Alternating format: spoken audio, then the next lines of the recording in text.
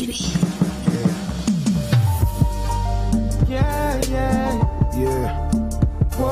She give me and I want more. She really got the body that I can't ignore. Playing the bottle while we're sipping on. We getting in the mood so we can explore. Then we'll take it from the bed straight to the floor.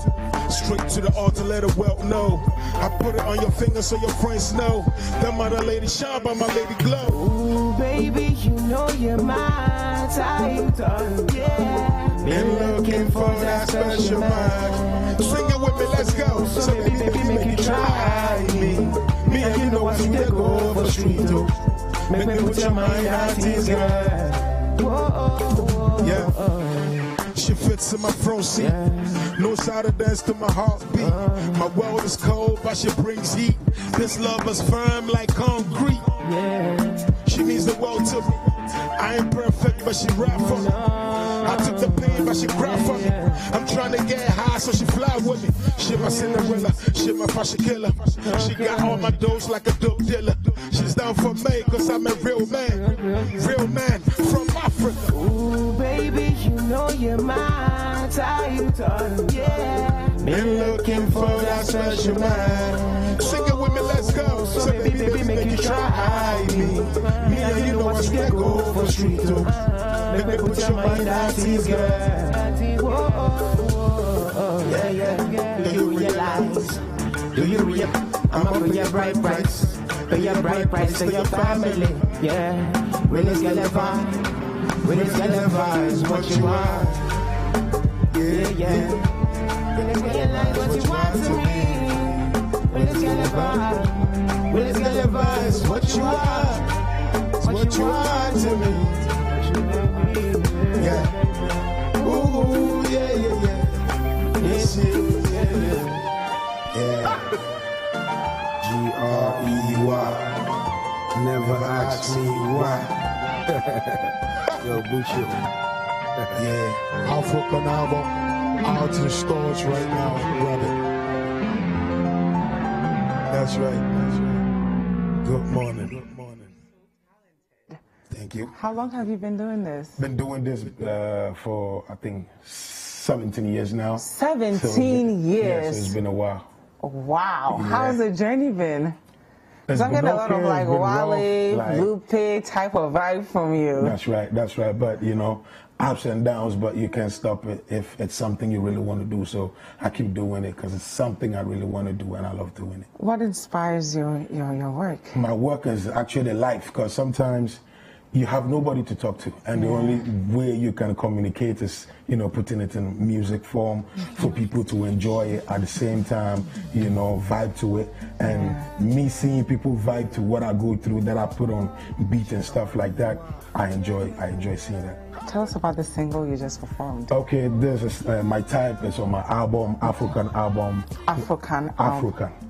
you know, and I named it African in the sense that if we can have all the race, you know, do big and really explore to the extent that things that they do, we benefit from it and also like gain from it. I believe we as Africans, we can also do it the same way and sell Africa to the world in the African voice and the African style and an African way. So I'm trying to let everybody out there know that whether you're on the streets, wherever you are, you can make it. You know what I mean? Because Africans are born to, you know, make it happen. So, you know, we can. I love it. What are other singles on the album? I have Money Must Come. Okay. I have Full Package. I have Nobody. Rise Again with Yapono. Okay, what's Rise Again? I love Yapono, by the way. Yeah, you love him on that. You love that song. And I have Gemini and Obibini on One Time. Wow. And so I have a couple of other songs too, featuring Kunu and him. Wow. What influences your work? I mean, we've talked about your life experiences, but it sounds like maybe you've been somewhere, you're back.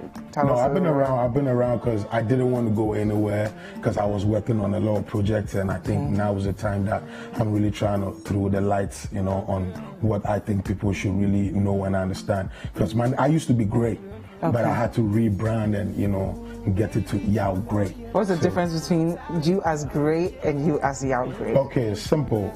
Great was being hard to find if you were looking for my songs. Why? Because there's a lot of great out there. So if you just type Grey, a lot of Greys come, so you don't even know which one is Grey. So, but with the Yao Grey, it's easy for me to, be found on the Google and all that. So I decided to channel into that and also use this album to also, raise it to the next level. So we want to get the album, want to enjoy the singles. That's you need to tell us where we can get your music. The album is on like all platforms. You can get it, AudioMac, SoundCloud, Apple Music, Spotify. It's everywhere. Everywhere. AfTown, everywhere. Okay. And you just have to follow my social media on Facebook. It's Yao Grey together. Okay, together. It's not separate. Yeah, Yao Grey. And on Instagram, Yao_Grey.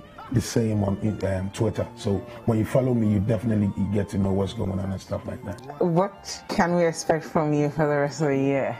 What to expect from me, I don't even know what to expect from me because, there's a lot to do and a lot to really, put out there. So I'm just going with the flow. I'm just going with the flow. But, I love that. Positivity is what people should expect. I love it. Thank you so much for being with us. I hope you stay with us throughout the show and give us some more of your talent. Definitely. Thank you. Good morning, guys. This is Breakfast Daily on City TV. Thank you so much for spending your Tuesday morning with us. My name is Dziffa and And I'm David Kwekusechi. Well, it's a beautiful, beautiful day, and I hope you enjoyed that with Yao Grey. Well, there's a lot coming up in the show this morning, and it's going to be fantastic. Yesterday, you were out on the field doing things. I had a blast yesterday. Well, we're going to talk about that soon. Yeah. But every day we start a show off with a quote. Let's take a look at our quote for today, and then we'll continue the conversation. So the quote of the day today comes from the inventor, Thomas Edison. He says, "I haven't failed. I have just found 10,000 ways that won't work." This is basically talking about his experience in getting, electric currents to flow, right? And it's like you try the first time, it doesn't work. Second time, it doesn't work. Third time, it doesn't work. Fourth time, it doesn't work. 100 times, it still doesn't work. 10,000 times, and it still doesn't work. And, it's like, won't you give up? He says, no, I'm not giving up. I haven't failed, but I've only found 10,000 ways that I know not to repeat. It's amazing. It won't work. I know that already. Because I've already tried it. I've tried it already. I'm trying yet another one. And eventually, the light bulb came on. Wow. Yep. I think if we all perceive, life that way, it will help us. So whether you are applying for that job and you didn't do so well on an interview, you can tell yourself, I'm a failure, I got nervous, I didn't answer the questions right. Or you can look at it as this interview was an opportunity for me to know what not to do the next time I have to go for a job interview. So whether you froze, whether you undersold yourself and the value you bring to the table, now you know that I won't do this again. Or you're an entrepreneur, you're starting your business, you're struggling with customer acquisition. You meet potential customers and you may have come on too strong so they didn't purchase your product or service. You can look at it from the perspective of, oh my God, I can't even sell what I've created. How am I going to grow? Or you can look at it as an opportunity to say, well, maybe this is not the way to acquire these customers. Maybe I should try a different strategy. The beauty about this is you've tried it. You know it didn't work, so you don't have to do that again. But if you have not gone through that experience, you wouldn't know what works and what doesn't work. Yeah, I often think about Thomas Edison, and I just think about 2,000 times of trying to get the light bulb to work, and it still doesn't work, and you keep going. 9,000 times, and it still doesn't work, and you just won't give up. I think that we need a bit of that quality of not giving up ever, and just keep trying. Anyway, so yesterday you were out in the field. Yeah, I went to Noguchi because, when we heard from the president on Sunday night, we heard about a lot of great things, the numbers going down, potentially we're going to open the borders, GHS, final year students getting free meals. But I was struck by the decrease in active cases. Because up until that point, whenever we hear from the president or the Ministry of Health, active cases are going up, even if it's by a small percentage, it's still going up. So I was like, how is it that active cases are now going down? And by such a large margin too. You get me? From over 3,000 to just a little over 1,000. So I'm like, in July, we heard stories of backlog. How is it that within a few weeks, we've gone from clearing all the backlog and now our active cases have gone down? Is it because people are not catching the virus anymore? You know, is the worst over? So I went over to Noguchi. I mean, Noguchi is the one center that has played a crucial role in containing the spread. In the very early days, they were on top of things. They are researchers, they are scientists. We're doing the best they can, and Accra is a hot spot for coronavirus. I mean, if you combine all the other regions together, I don't think they can still match up to where Accra is. So I was just asking them, what's the status of testing here, and what do you make of, you know, what we heard about active cases going down? And what they told me was profound. Oh, wow. Okay. Well, maybe we should take a look. Let's take a look at it. Okay, let's do that. August 16th, 2020, the nation heard from the President, Nana Addo Dankwa Akufo-Addo, in his 15th address. The President touched on many progress the nation had made since it started battling the novel coronavirus in March. One of such improvements was the remarkable decrease of active case counts from 3,307 on July 24th to 1,847 on August 15th. The Breakfast Daily team visited the prestigious Noguchi Memorial Institute for Medical Research, a center that has been at the forefront of testing of coronavirus since the very early days of the pandemic and has contributed massively to containing the spread of the virus in the country. Dr. Joseph Boni, a senior research fellow at Noguchi, walked us through the challenges the institute faced with testing in the early days of the pandemic. We get new cases, new positive cases. So then our strategy that we're using, that is the pooling system, became a bit, it became a problem for us, because in the end we will end up using more of the reagents, more of our time than what is supposed to be for us. So we changed the system. Then we started doing them individually. So each sample comes in, we test them individually, and that actually started piling up. You see, it makes, because the samples had then not gone down so much. We're having almost the same number of about 5,000 samples on a daily basis. So if you are testing them individually, then you have to be able to test more than 5,000 on a day, which we were not able to do. So we started having pile up of samples. Then unfortunately for us too, we ran short of reagents at that same time. So it became a little bit of a problem. Despite all these challenges, the team did not give up. Instead, they found innovative ways of testing more effectively. When we started July, at the beginning of July, things started becoming better for us because the samples that were coming in reduced. Then also we got the reagents back. So that gave us the time to be able to clear the samples that were stuck as a backlog. So for July, we were able to do all that. And if you come in there, you will not see that samples are packed, that are waiting to be processed. But we were still having people who were calling in that their results has delayed. That means, yes, we have worked on it to some point, but we have not been able to come up with their results. So there was still some backlog in there. So at the end of July, we had some automated equipment. One that we use for what we call the extraction of the nucleic acid and also the purification. When a sample is received, we are looking at the molecular end of the sample. So we actually want to get what is called the nucleic acid, either DNA or RNA. But for the virus we are dealing with, it comes with an RNA. So we need to extract that RNA from the clinical sample, whether it is sputum or a throat swab. We have to take that one from it, then go on and test it. And we had a machine that can do that automation. So it really made us go very fast. We had 2 of that machines in July, towards the end of July. Now that is the mid of July. So we're able to clear all the backlog, that is the samples that have been processed that were waiting to do the PCR, the polymerase chain reaction. So we're able to do that. Then at the end of July too, we got 2 more PCR machines. So then all our issues or problems with backlog now became a thing of the past. Although the center has innovated its mode of testing to be better positioned to test thousands of samples in a matter of hours, it has ironically not been receiving the quantities of samples it once did. For some reason, samples are not coming in. That is, the clinical samples from patients are not coming in as they used to. It has gone down.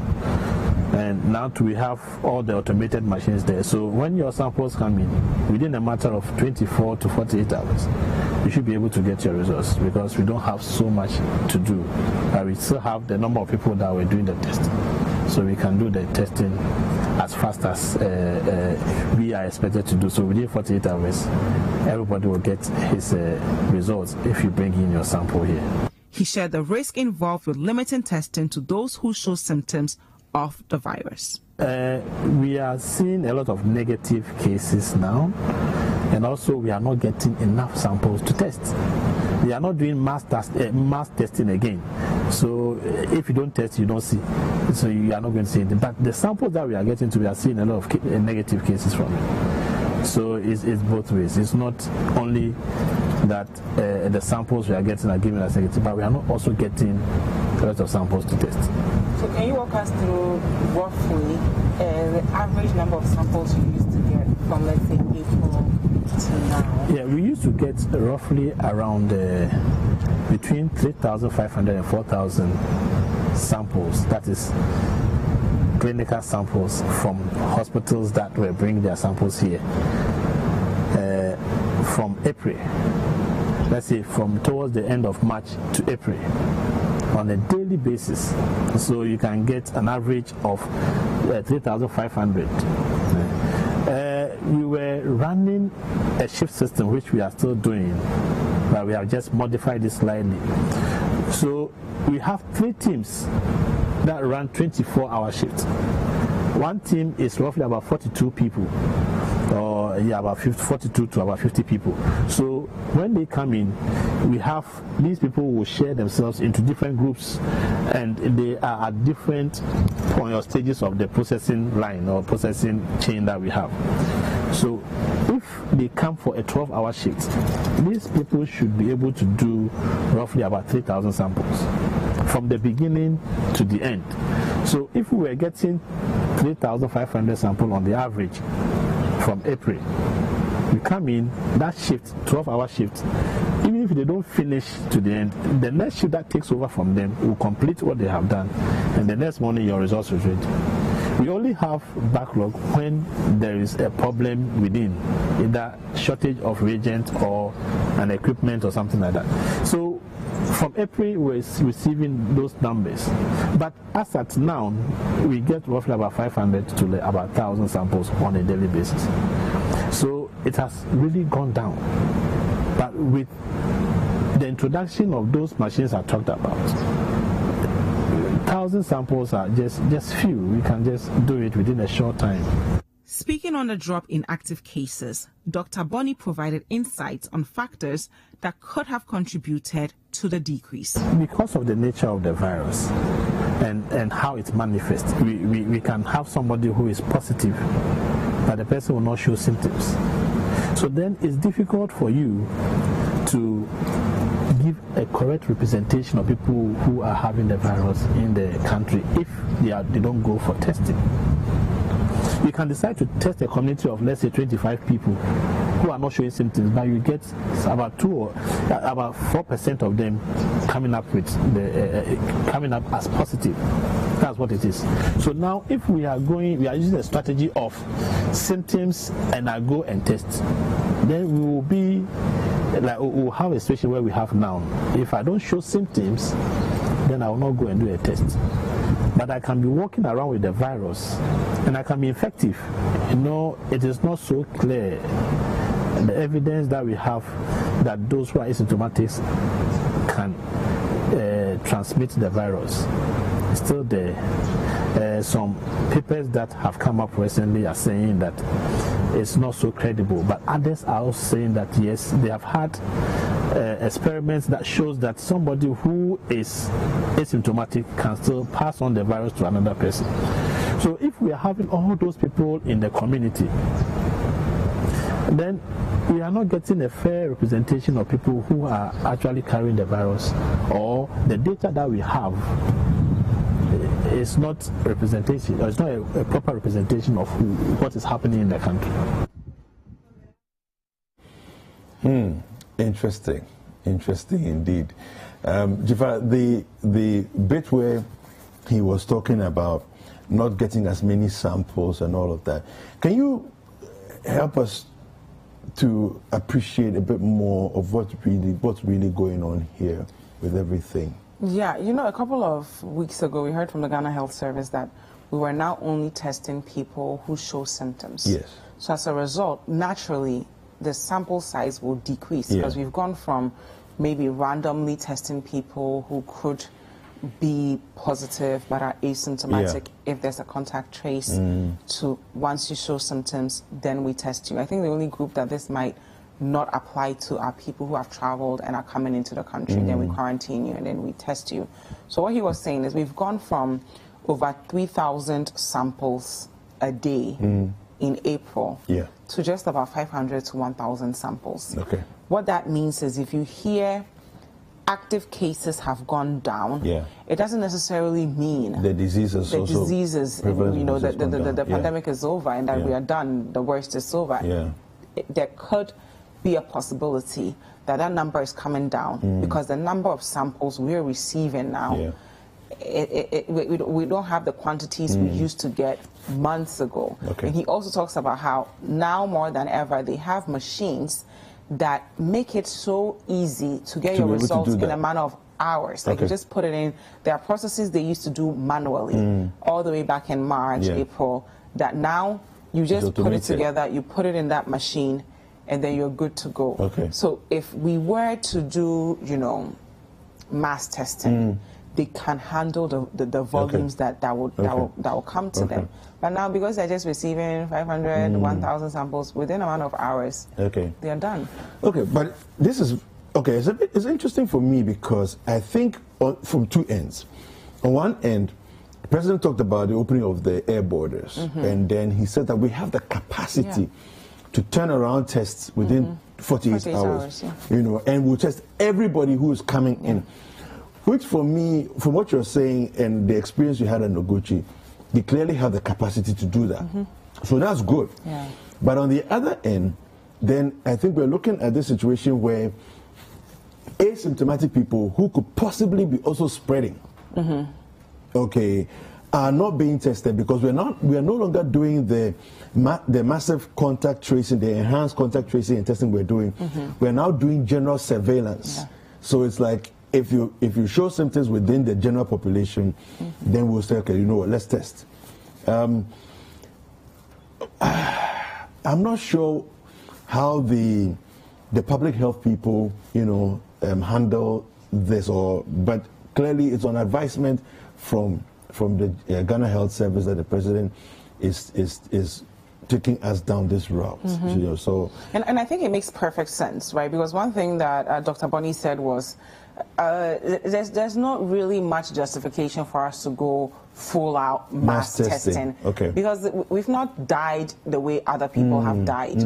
For some reason, whether it's genetic or where we having to find ourselves, Ghanaians are surviving. The large majority of us are going on, we're going to go test positive, we'll be fine. It's just like having malaria or any other disease.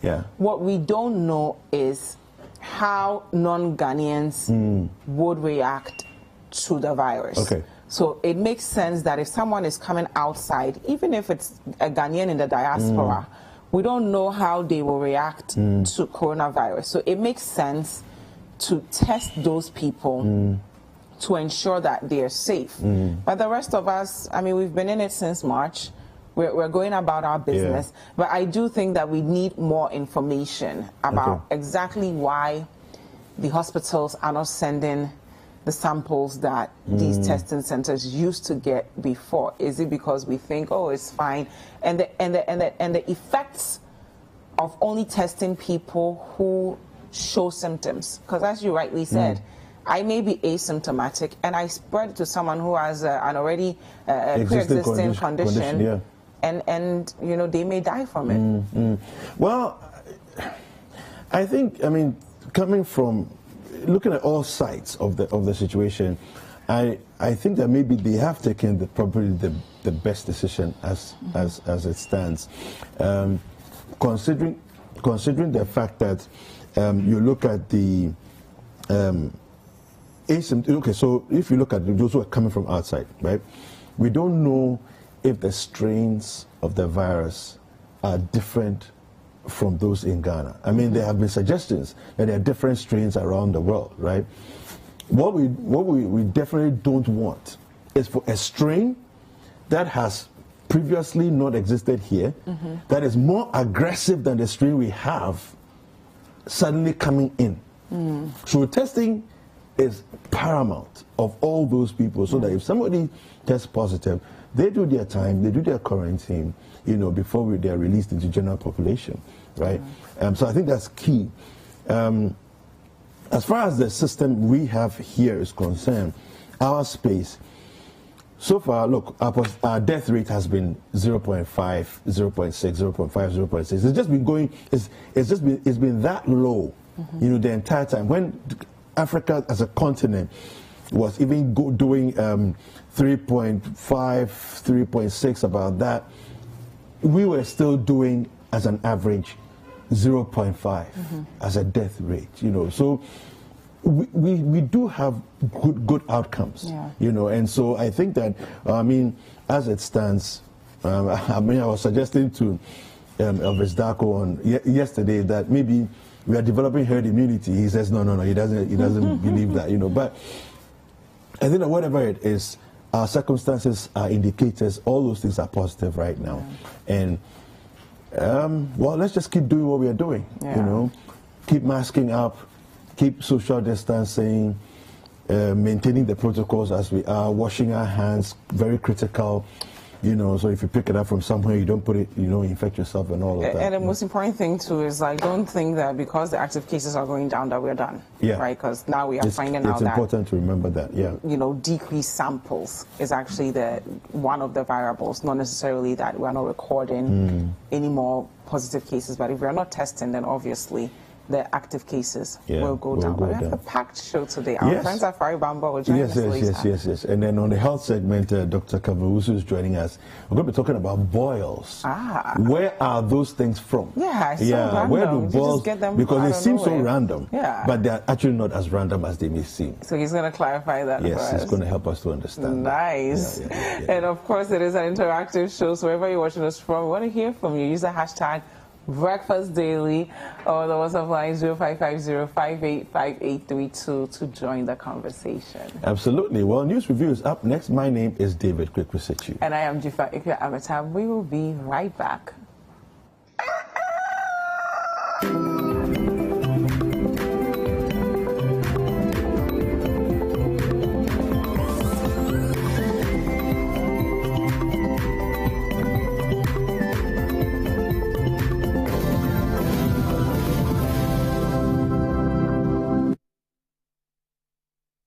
Pepsodent introduces charcoal and lemon essence.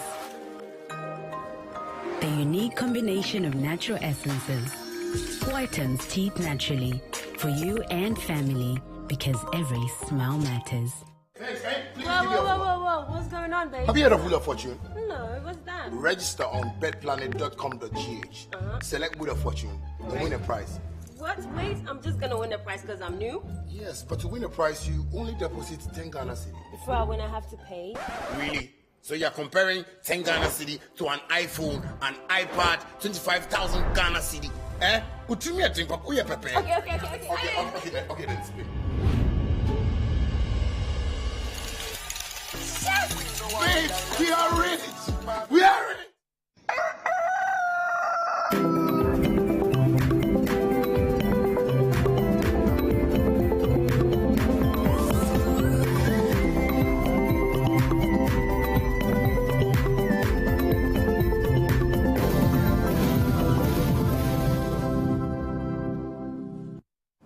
Welcome back. It is still Breakfast Daily on City TV. Thank you so much for staying with us. We're going to take a look at our newspaper headlines, then some online stories, and then we'll introduce our guest this morning. Let's start off with the Daily Graphic. On the front page of the Daily Graphic, we have Africa takes major leap after secretariat opens, and this has to do with intra-continental trade, and that story is on page 3. Let's end monocracy in party politics. That's coming from the Speaker, and that story is on page 21. I've opted out of December elections. That's coming from Dr. Edward Mahama, and that story is on page 15. We'll now take a look at the Ghanaian Times. On the front page of the Ghanaian Times, we have African single market area set to take off as Ghana inaugurates hands-over secretariat to African Union Commission. That story is on page 12. President begins 5-day tour of Central Region today. That story is on page 13. Investigate criminal activities during voter registration exercise. Peace Council urges IGP, and that story is on page 12. And there's a story here that's connected to the Tema sewage that my colleague Caleb Kuda covered last week, and it says here, health scare in Tema as central sewage system spillage worsens. Residents call for its immediate rehabilitation. That story is on page 14 of the Ghanaian Times. We'll now go on to the Chronicle. Mahama, economy is not being properly managed. I'll vote for Nana for his good works. That's coming from the Pampram chief. Enter triumph of evil. Rawlings promises to tear NDC bigwigs into shreds in his yet-to-be-released book. So more reactions to Professor Ahoy's working with Rawlings' book, and you can read more on this story on pages 2, 3, and 7 of the Chronicle. We'll now take a look at the Daily Heritage. On the front page of the Daily Heritage, we have here, stop consumption policies, invest in key sectors of economy. Mahama jabs Akufo-Addo, and that story is on page 3. Give us our money. School of Hygiene students storm Ministry of Sanitation over unpaid allowances. That story is on page 3. Stop TDC from selling Tema Greenbelt lands. Concerned citizens of Tema to President. But TDC parries allegations. That story is on page 2. I've lost over 30 million Ghana cedis to COVID-19. Sawmill business operator says, and that story is on page 5. And I think we should do more to help our large-scale businesses, not just the small and micro-sized businesses, because they employ a lot of our youth. We'll now take a look at our final newspaper, talking about The Finder. President commends EC for successful compilation of voters' register. That story is on page 5. Zipline delivers 3,000 COVID-19 samples, lauded for efforts in combating the pandemic. Stories on page 5 as well. Ashanti region now hotspot for road fatalities in Ghana. It's coming from the NRSA. Really sad one. I think a lot of us have forgotten that road accidents were actually the biggest threat to our livelihood before coronavirus entered this country. President hands over after secretariat to AU, catalyst to boost trade, to lift over 30 million Africans out of extreme poverty. That story is on pages 8 and 9. Our final story here is on coronavirus, COVID-19. Ghana's death toll rises to 1,239 with 1,847 active cases. That story is on page 4. We'll now take a look at some online stories, starting with citynewsroom.com. On citynewsroom.com, we have voter registration violence. Peace Council urges more transparency from police probes. Revocation of my appointment as Akuapem North MCE strategic. NPP needed my services. That's coming from Dennis Abwaji. City FM drops campaign trail, kicks off with voters' diary in September. So if you have not yet found out about our voters' diary, this is it. We are going to be coming into different communities, recording exactly what's going on, what your expectations are of the different candidates, and you will be updated every step of the way. So be on the lookout for us within your communities. Police disperse demonstrating students of school. Take this again. Police disperse demonstrating School of Hygiene students from Sanitation Ministry. We'll now take a look at some business news from citybusinessnews.com. Government of Ghana hands over AfCFTA building to AU Commission. Plans underway to make renewable energy beneficial. It's coming from the Energy Minister. Monitoring system needed to curb destruction of cocoa trees. It's coming from the Farmers Association. Akufo-Addo hands over AfCFTA building to AU Commission today. That was yesterday, of course. 33.44 million Ghana cedis lost in banking sector fraud. It's coming from a BOG report. We'll now take a look at some global news from BBC.com. On BBC.com, we have Africa Live. Uganda child adoption ring to face charges in the U.S. Of course, you can get all of your news from citynewsroom.com. You can get all of your business news from citybusinessnews.com. You can also get all updates on coronavirus from citynewsroom.com/coronavirus. Now it is an interactive show, so wherever you're watching us from, we want to hear from you. If you're on Facebook, just comment down below. If you're on other social media platforms, the hashtag to use to join the conversation is Breakfast Daily. If you want to reach us directly, our WhatsApp line is 0550585832. If you're outside Ghana, the country code is +233. I have been joined by Richard Nyama, who is the Deputy Director of Communications for the NPP. Good morning, Richard. Good morning. How are you? I'm good. And you? I'm okay. Thank you so much for being with us. You're welcome. How has your week been? It's just started, so. Okay. What did you make of the president's address on Sunday? Any surprises for you? Not really. It seems to be on point. Okay. There's a conditional opening of the airport. Are you excited about that? Oh, yes, obviously. Why? You're tired of being here? Oh, no. There's, there's a lot that we locked down in that we can't do.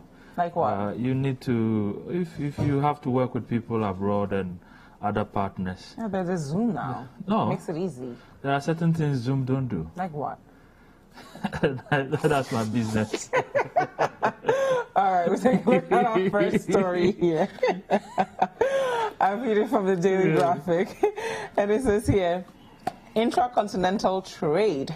Africa takes major leap after secretariat opens. So this story continues on to page 3. President Nana Addo Dankwa Akufo-Addo has officially inaugurated and handed over to the African Union commission the building in Accra housing the permanent secretariat of the African Continental Free Trade Area. The secretariat will accommodate the Secretary General and staff who will provide leadership and technical support for AfCFTA and the overall day-to-day management of the secretariat. It will also implement agreements and strategic collaborations for stakeholders, engagements and resource mobilization for the execution of the AfCFTA agreement. To date, 30 countries have ratified the agreement out of 54 countries that have signed it. Eritrea is the only country out of the 55 AU member states yet to sign the agreement. The AfCFTA, when fully implemented, will make Africa the largest free trade area in the world, with a market size of 1.2 billion people. President Akufo-Addo, in a symbolic gesture, handed over a scroll and the key to the secretariat to the chairperson of the AU Commission, Mr. Musa Faki, signifying the official handover of the edifice, also known as the Africa Trade House. So I'll continue on with some of the things the president said, but what do you make of yesterday's events and, you know, after finally making some of the major moves it needs to make to get Africa to be a big trading hub in the world? Let me say good morning to your viewers. It's a long time coming. This process, and it is actually home where it should be. Okay. If you know the role Ghana played in the setup of the not just the setup, the independence struggle. We being the first to get independence up of the Sahara. I was even going to say the Organization of African Union. Yes, took it upon ourselves to ensure other African countries also got independent, and in so doing muted the idea, Kwame Nkrumah muted this whole idea of a United Nations of Africa. It didn't. That's what turned out to be the African Union. First started as the Organization of African Union, then became the African Union. It hasn't made a lot of progress, to be frank with you. It stayed at the political side of things, where they have their annual general meetings and pass all sort of policies and agreements which never see the light of day. You see, if we were going to be able to unite and to become a united African nation, one, and if you listen to most of the international news feeds, when they're referring to Africa, it's like it's one country. They don't really see us as different. Yes, they just say Africa, Africa, Africa. But yet we, because being divided against each other. But we were never one, even before colonialism. We had different kingdoms. We had different nations and states amongst ourselves. You see, but once they came and colonized, we should have taken a cue out of that. Look, and gotten rid of the invisible borders, and then yes, and that was actually in process until the members constituting the African Union at the beginning had their own personal agendas interfering with the process. Who was going to lead it and blah blah blah. So how do we ensure we don't apply these same issues to AfCFTA? You see, that is the problem. You see, at the beginning, the leaders should have rather. You see, they jumped the gun. You think so? Yes. How so? If we had these economic structures in place, okay, where you were like the borders, we had no borders amongst ourselves, we were trading amongst ourselves. Basically, what it does is that it forces us into having a conversation, because if our people start trading and they are doing business, it happens naturally. It happens naturally. Then the leadership aspect, the political aspect, becomes the culmination of the process. You see, but we started from the top and now we are coming to begin at the bottom. But it's good. Because so far, the way the world economy is structured is to the disadvantage of Africa. We are only 5% of world trade. But within ourselves, do we even trade enough to say that we are at a disadvantage on a global the trade scale? volumes is just somewhere 30%. When, if we focus within, because if you have a market size of 1.2 billion that you sell into, you are arriving in China. You understand? So that is where the focus is. And you're looking at trade volumes of an average of $3.5 trillion a year if we were to focus things properly. But for me, the organization has come home to where it belongs. Ghana is playing its role. Let's use this and ensure. It behoves on Ghana to make sure this succeeds. And then we can use that as a case or a step to make a case for the political unification of the continent. But there are lessons to learn. You look at the EU, which is the most successful trade bloc in the world, of just some 400 million people. And the coronavirus, for instance, has exposed the various fixtures within the structure, and now they're virtually going separate. Economic hardships, if you look at what has happened in Italy, Spain, Greece, it's also brought some friction that has tested that agreement. And we can learn from those experiences. We should use that to build on the AfCFTA and then make sure we strengthen it. Thank you very much. I also have been joined by Honorable Abdul Aziz Mohammed. He is the MP for Mion. Good morning, Honorable. Good morning. How are you? I'm blessed. Thank you so much. And good to see you this morning. Good to see you too. Yes, and good morning to my friend and colleague. My brother, it's been a while. It's been a while. Trust you're doing good. You're doing good too. You look good. Thank you. Okay. We give glory to God.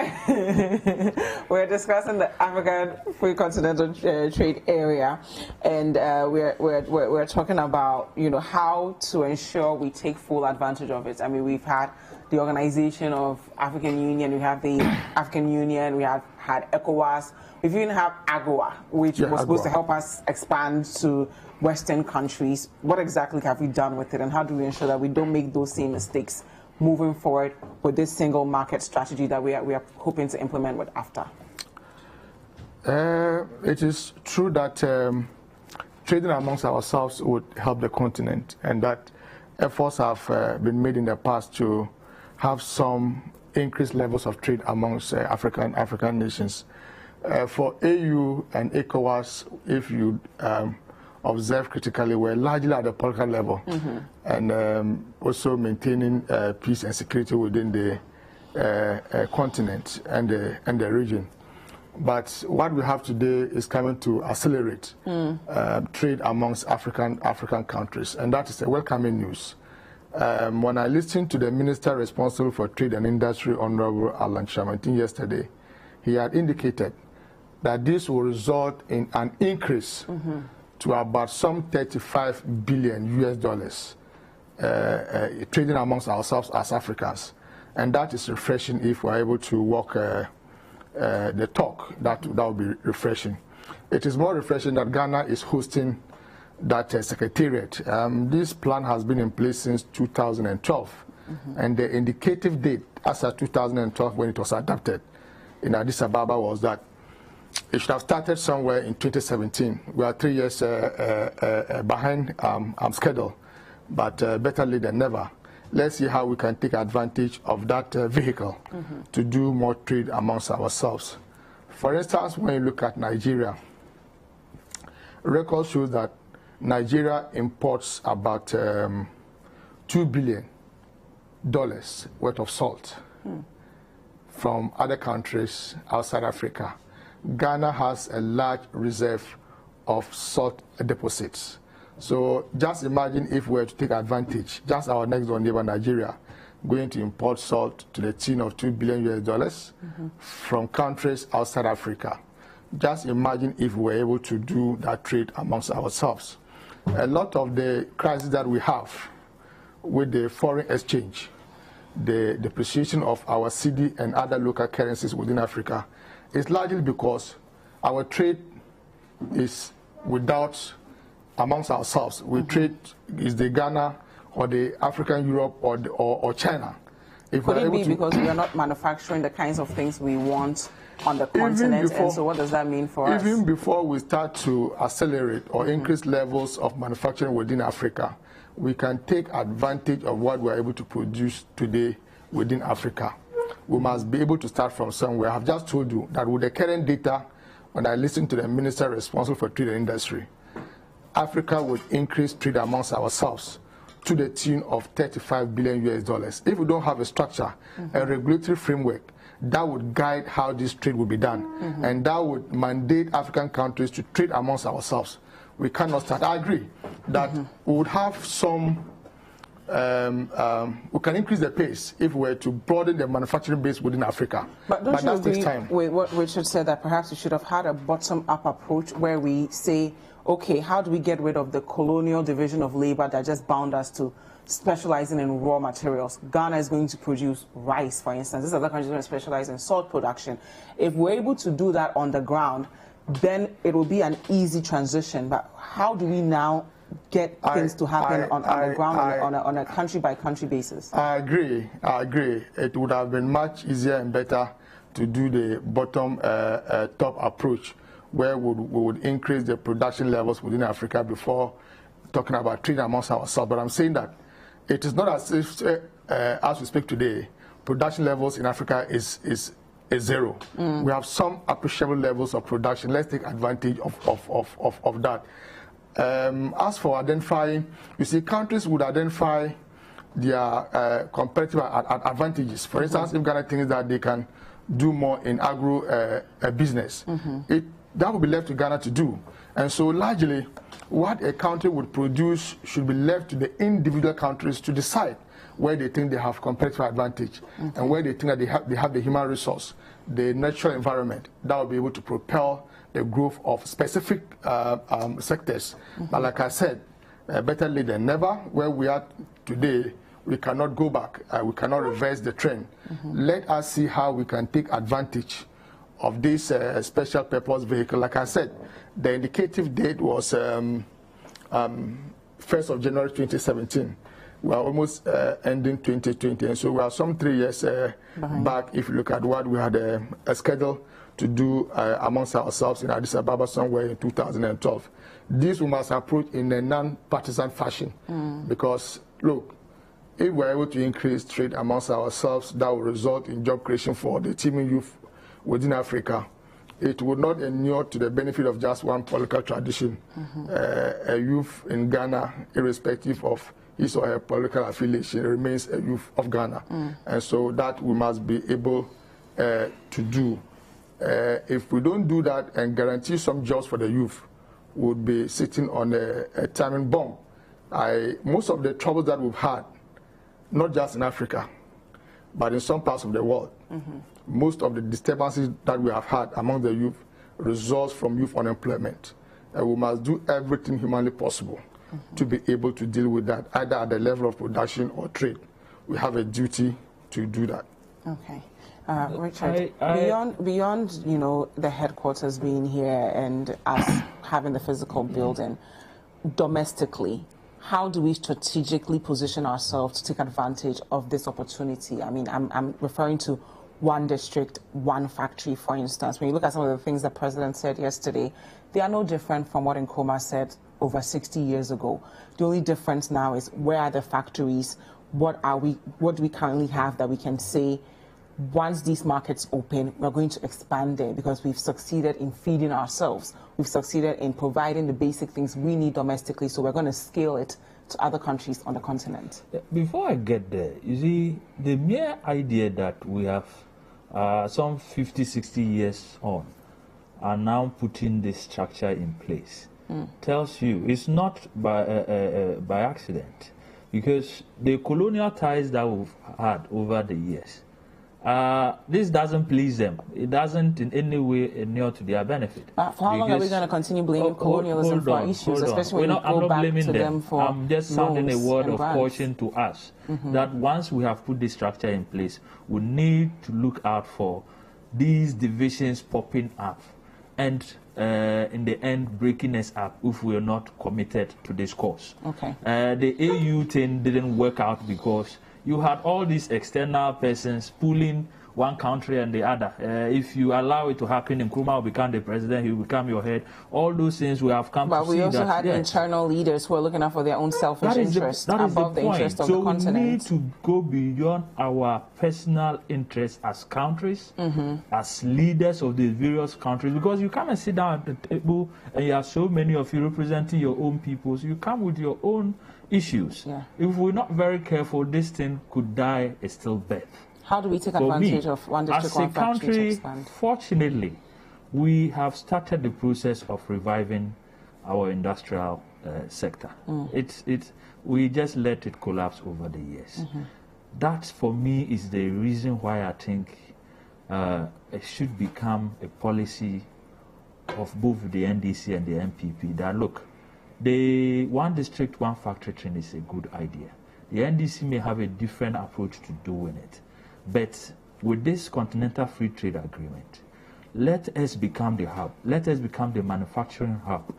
So that the argument is to move from raw materials to finished goods. To finished goods. So if we had the rice mills and we were milling them and processing and polishing them, we will be exporting finished rice to the rest of the continent.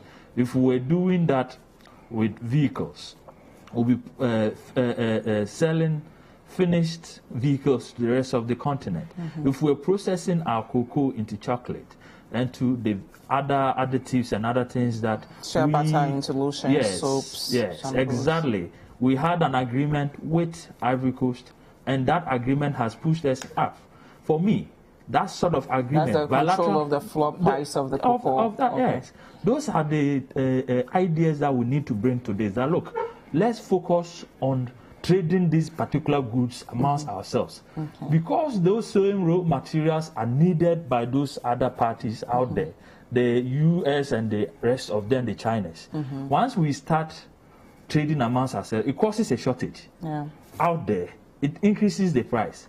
And more so, because we're trading amongst ourselves, we are able to process and sell it to ourselves, use that as a bargaining chip. In Ghana, I think we've put all the structures in place. Let's take advantage of it as it's headquartered here. At least what I know is if 34 have already ratified it, it means they will be having representatives here. The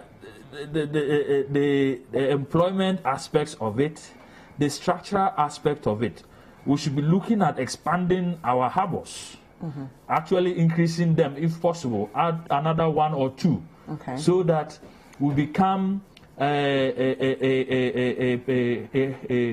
hub for exports. Because if you finish producing the thing and then you have the proper system or transport system to take it to the rest of Africa, it's excellent. But weren't these the same optimisms we had when we signed on to AGOA? And, you know, how far have we even taken advantage of AGOA from your estimation? I'll allow you to answer that, but we have to go for a quick break. This is still Breakfast Daily on City TV. Thank you so much for staying with us. It is an interactive show, so wherever you're watching us from, we want to hear from you. If you're on Facebook, please comment down below. If you're on other social media platforms, the hashtag is Breakfast Daily. If you want to reach us directly, our WhatsApp line is 0550-585832. If you're outside Ghana, the country code is +233. After the break, we'll be looking at the Peace Council asking the police to probe into the registration violence that happened a couple of weeks ago. Don't go anywhere. We'll be right back.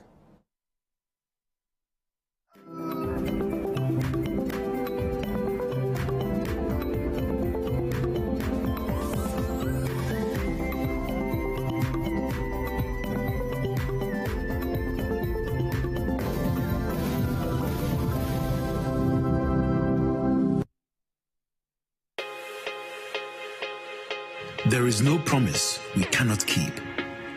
There is no commitment we cannot honor. There is no delivery we cannot guarantee. There is only one Bethel Logistics Company Limited, a licensed international freight forwarding and clearing agent, a trusted global brand with an extensive network for the movement of air freight and ocean freight worldwide. We are the trusted name for road freight into Western and Northern Africa. We are fully accredited by Ghana Customs and Excise. We cater for all your freight forwarding, customs clearing and forwarding, cross trades, inland transportation, internal cargo tracking systems, customer freight costing and consultancy, cold chain logistics management, logistics and warehousing, quality inspection, and much more. In Accra, Tema, and Takrady, we are always available to ensure easy movement of cargo countrywide. Call us on 0204 528 900 or 0244 707 859. Email info@bethellogistics.com. Locate us in Accra at North Ridge, adjacent Accra Girls High School, or in Tema at Community 4, or in Takrady on the second floor of the GCB building. Website bethellogistics.com. Bethelog, experts in shipping logistics. Whoa, what's going on, babe? Have you heard of Wheel of Fortune? No, what's that? Register on betplanet.com.gh. Select Wheel of Fortune and win a prize. What? Wait, I'm just gonna win a prize because I'm new? Yes, but to win a prize, you only deposit 10 Ghana cedi. Before I win, I have to pay? Really? So you're comparing 10 Ghana cedi to an iPhone, an iPad, 25,000 Ghana cedi. Eh? Okay, let me spin. Yes! Babe, we are rich! We are rich!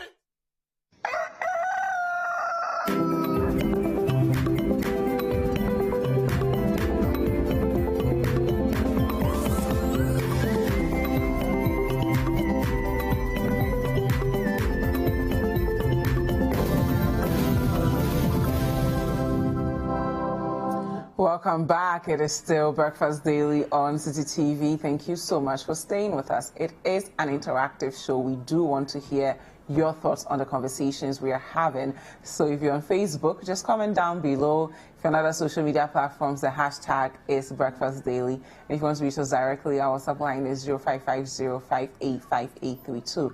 If you're outside the country, you can still contribute to the conversation. Just dial +233 and then the numbers that I mentioned. I still have with me Honorable Abdulaziz Mohammed, he's MP for Mion, as well as Richard Nyama, who's the Deputy Director of Communications for the NPP. I've received some messages from you, so I'll read them briefly.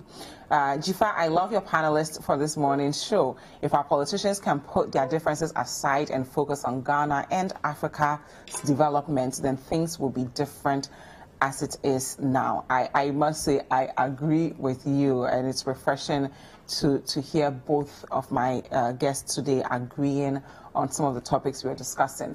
We'll move on to our next topic now. I'm going to read from citynewsroom.com, and it says here, police must probe voters' registration violence. It's coming from the Peace Council. So the National Peace Council has called for a swift investigation into the acts of violence recorded in the just-ended voters' registration exercise.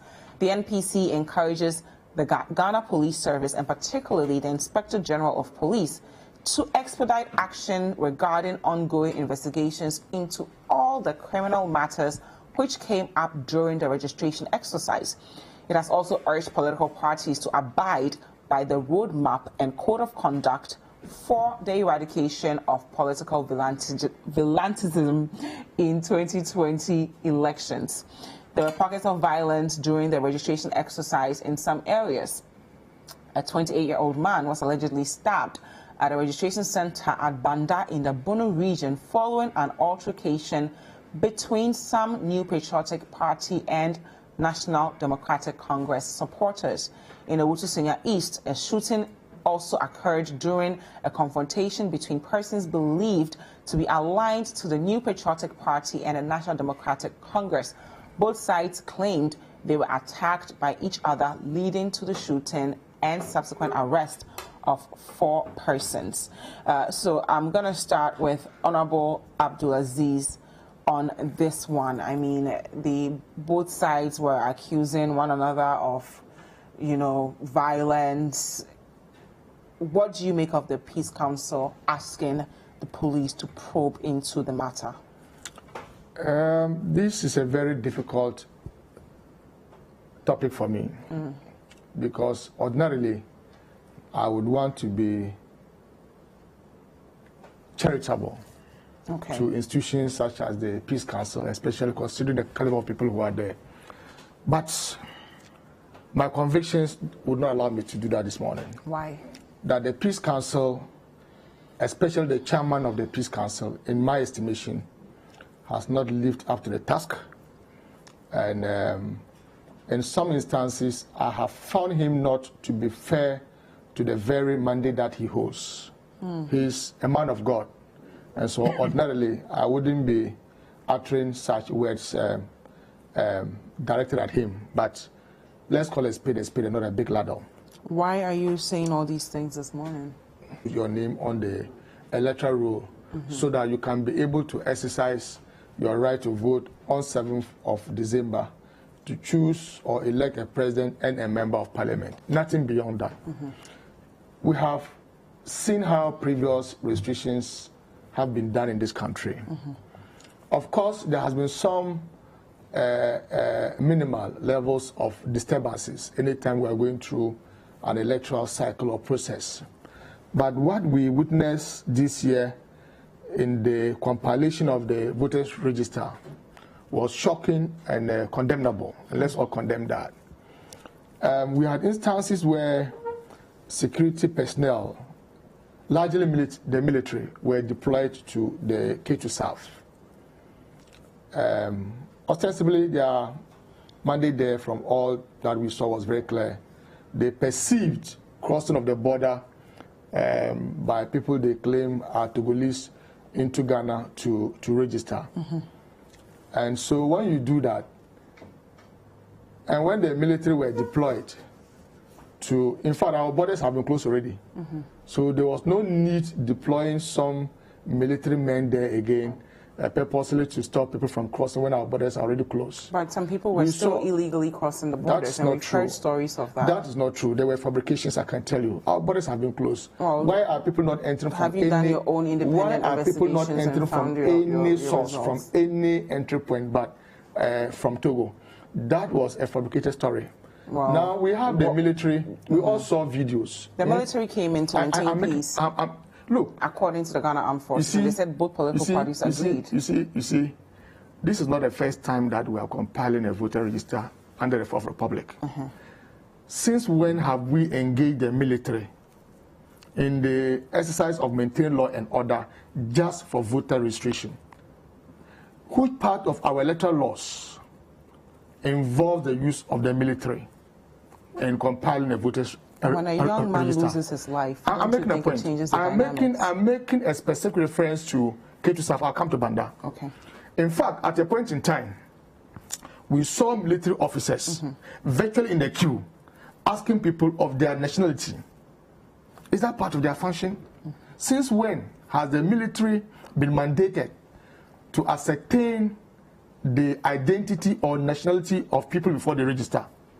In fact, where I got shocked was when I heard the chairman of the Peace Council justify the deployment of the military into some parts of the voter region, especially around the K2 South. Is there anything wrong with the military assisting the police with its work? I am saying that the military have no role whatsoever. Why were they not deployed to any other part of the country to maintain peace and order, but only in the Volta region? Which other part of the country did we have issues with our borders, from your estimation? So the Volta region is the only point where we have a border with a neighboring country. I mean, we also have... I'm making a point here. I saw him on TV, the chairman of the Peace Council, justifying making issues to fight against COVID-19. Our borders have been closed. Those reasons that he gave were untenable. And trust me, I got disappointed. You see, the Peace Council must recognize that their first mandate is to prevent the outbreak a civil unrest, of chaos in this country, it is easier to prevent it than to come and fight it. Ghana is the only place that we have, trust me. Yeah. Whether it's the MPP or the NDC, at the end of the day, we need to have a peaceful country where you can go to sleep without any fear and go to work without any fear.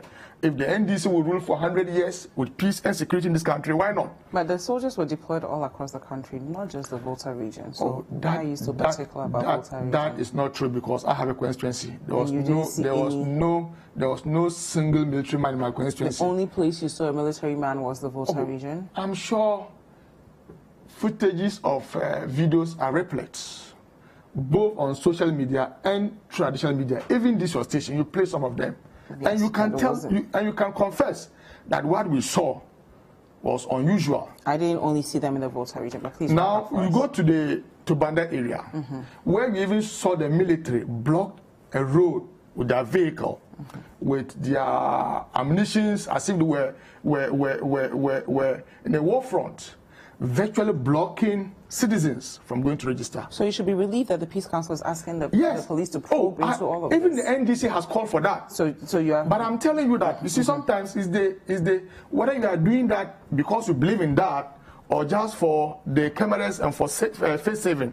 That is my issue here, and I believe what the Peace Council is doing here is not something that they meant. You don't think it's genuine? I don't think so, because I have seen them justify some of this unusual misconduct by the Ghana Armed Forces. Okay. Yes. So justifying something is different from saying still investigate exactly. some of the accusations that have been made. As for that one, as a party, we demand that a full-scale investigations is done to arrive at the causes, what may have led to that, and how we can avoid that going forward. Okay. But I'm saying that this call from the Peace Council, especially listening to the chairman of the Peace Council, I don't think is genuine. Thank you very much. Now, I was just telling you about the issues in Banda, where the military had to even cross the road. You saw them, the military men, having an encounter with our General Secretary. And if a young man even lost his life, simply because he was alleged, he was believed to be a brother to the member of parliament of that area, Honorable Ahmed, who happens to be our deputy chief whip. And so, roadmap. The Peace Council led all the parties. And you see, please wrap up for us. We must begin to appreciate the thinking of the opposition party, the NDC. Okay. When they brought the peace map for us to sign, we were the last to sign because we thought it was proper and fair for all actors in our electoral process to sign onto it. It went beyond the political parties to the extent that the Electoral Commission had not signed, the security forces had not signed. We insisted they sign, and that's why we had to sign very late. And some media houses and pressmen and women took us on. Today, you see what's happening. Even though we've all signed to it, you see what's happening. And so we are committed to a peaceful elections. Okay. We are only inviting our colleagues who have the state resources, who the president is the commander-in-chief of the Ghana Armed Forces, the vice president is the chairman of the police council, that we have been where they are today, and will be there tomorrow. Let us play by the rules of the game, and let the best emerge as the victor. Thank you very much. Richard. Yeah, the call of the Peace asking police to probe into some of these allegations. It's just normal that after an exercise, you do a re-evaluation of yourself. But what were your reactions? To see where you've fallen short and what you can address to improve the system. So for me, it's a call in the right direction. Largely, most of those issues are already being investigated. We will only urge the investigative bodies, the police in particular, to speed up the process and also publish whatever their findings are. What does this mean for our democracy? No. I'm not getting. A simple exercise like registering. Look, if we want to improve I'll come there. He's said a lot of things that I thought you would have put him right. He himself contradicted himself. How so? He says that we deployed the military to only Ketu South. In the end, he says Banda, and he gives an example of soldiers crossing the road. Well, I did say that I didn't only see them in the Volta region. I made that his constituency is Miang. Miang is not anywhere in the border area. He's close to Saboba, to Charpone, and the rest. He's aware that all those places had military and police deployed. You had the Minister of Defense against security protocols come to line out how the military had been deployed over 3 different operations. In actual fact, in the case of Ketu South, his own colleague in parliament was the one that called for that intervention. He's aware of it, that they called for an intervention of the military, and it was done. We have footage of they actually going across the border with him in it, with the minister, regional minister. Now you come because you want to use the people of Volta against the rest of us. You make it sound like it's them versus Volta. Do you think it's a strategy by the NDC? And it's called hate for votes. Yes. Really? You go. It's always been like that because the NDC considers Volta region as their World Bank, their no-go area. No one should touch it. And so the question is, why do you think that nobody has access or should have access to Volta region? But beyond that, the Ketu South he's talking about, there were only 19 police and security forces deployed. Boku had 45. Okay? The whole of Volta region had 90. But we still have more stories coming out of the Volta region of alleged violence. Alleged violence. There hasn't been any stories of violence from the Volta region. The NDC manufactured it. If anything, all the examples he cited is Blanda and what do you call it, Kaswa, that he has cited. So you think the experience in the Volta region was... has he cited a single violent incident in the Volta region in Ketu South? But we saw Dziffa Gomashi on social media even showing some of the... Showing what? Alleged violence. How do you prove that what she was showing is actually true? Well, and it was from there. You saw her inside the video. Oh, she was... Whatever the case may be, different people have accounted for violence happening. So you think the entire thing was an illusion? Hold on. No, I'm asking you a simple question. And I'm answering the one that happened in Banda. We've all seen it and we are attesting to it. Whatever happened in Kaswa, we are all aware of it.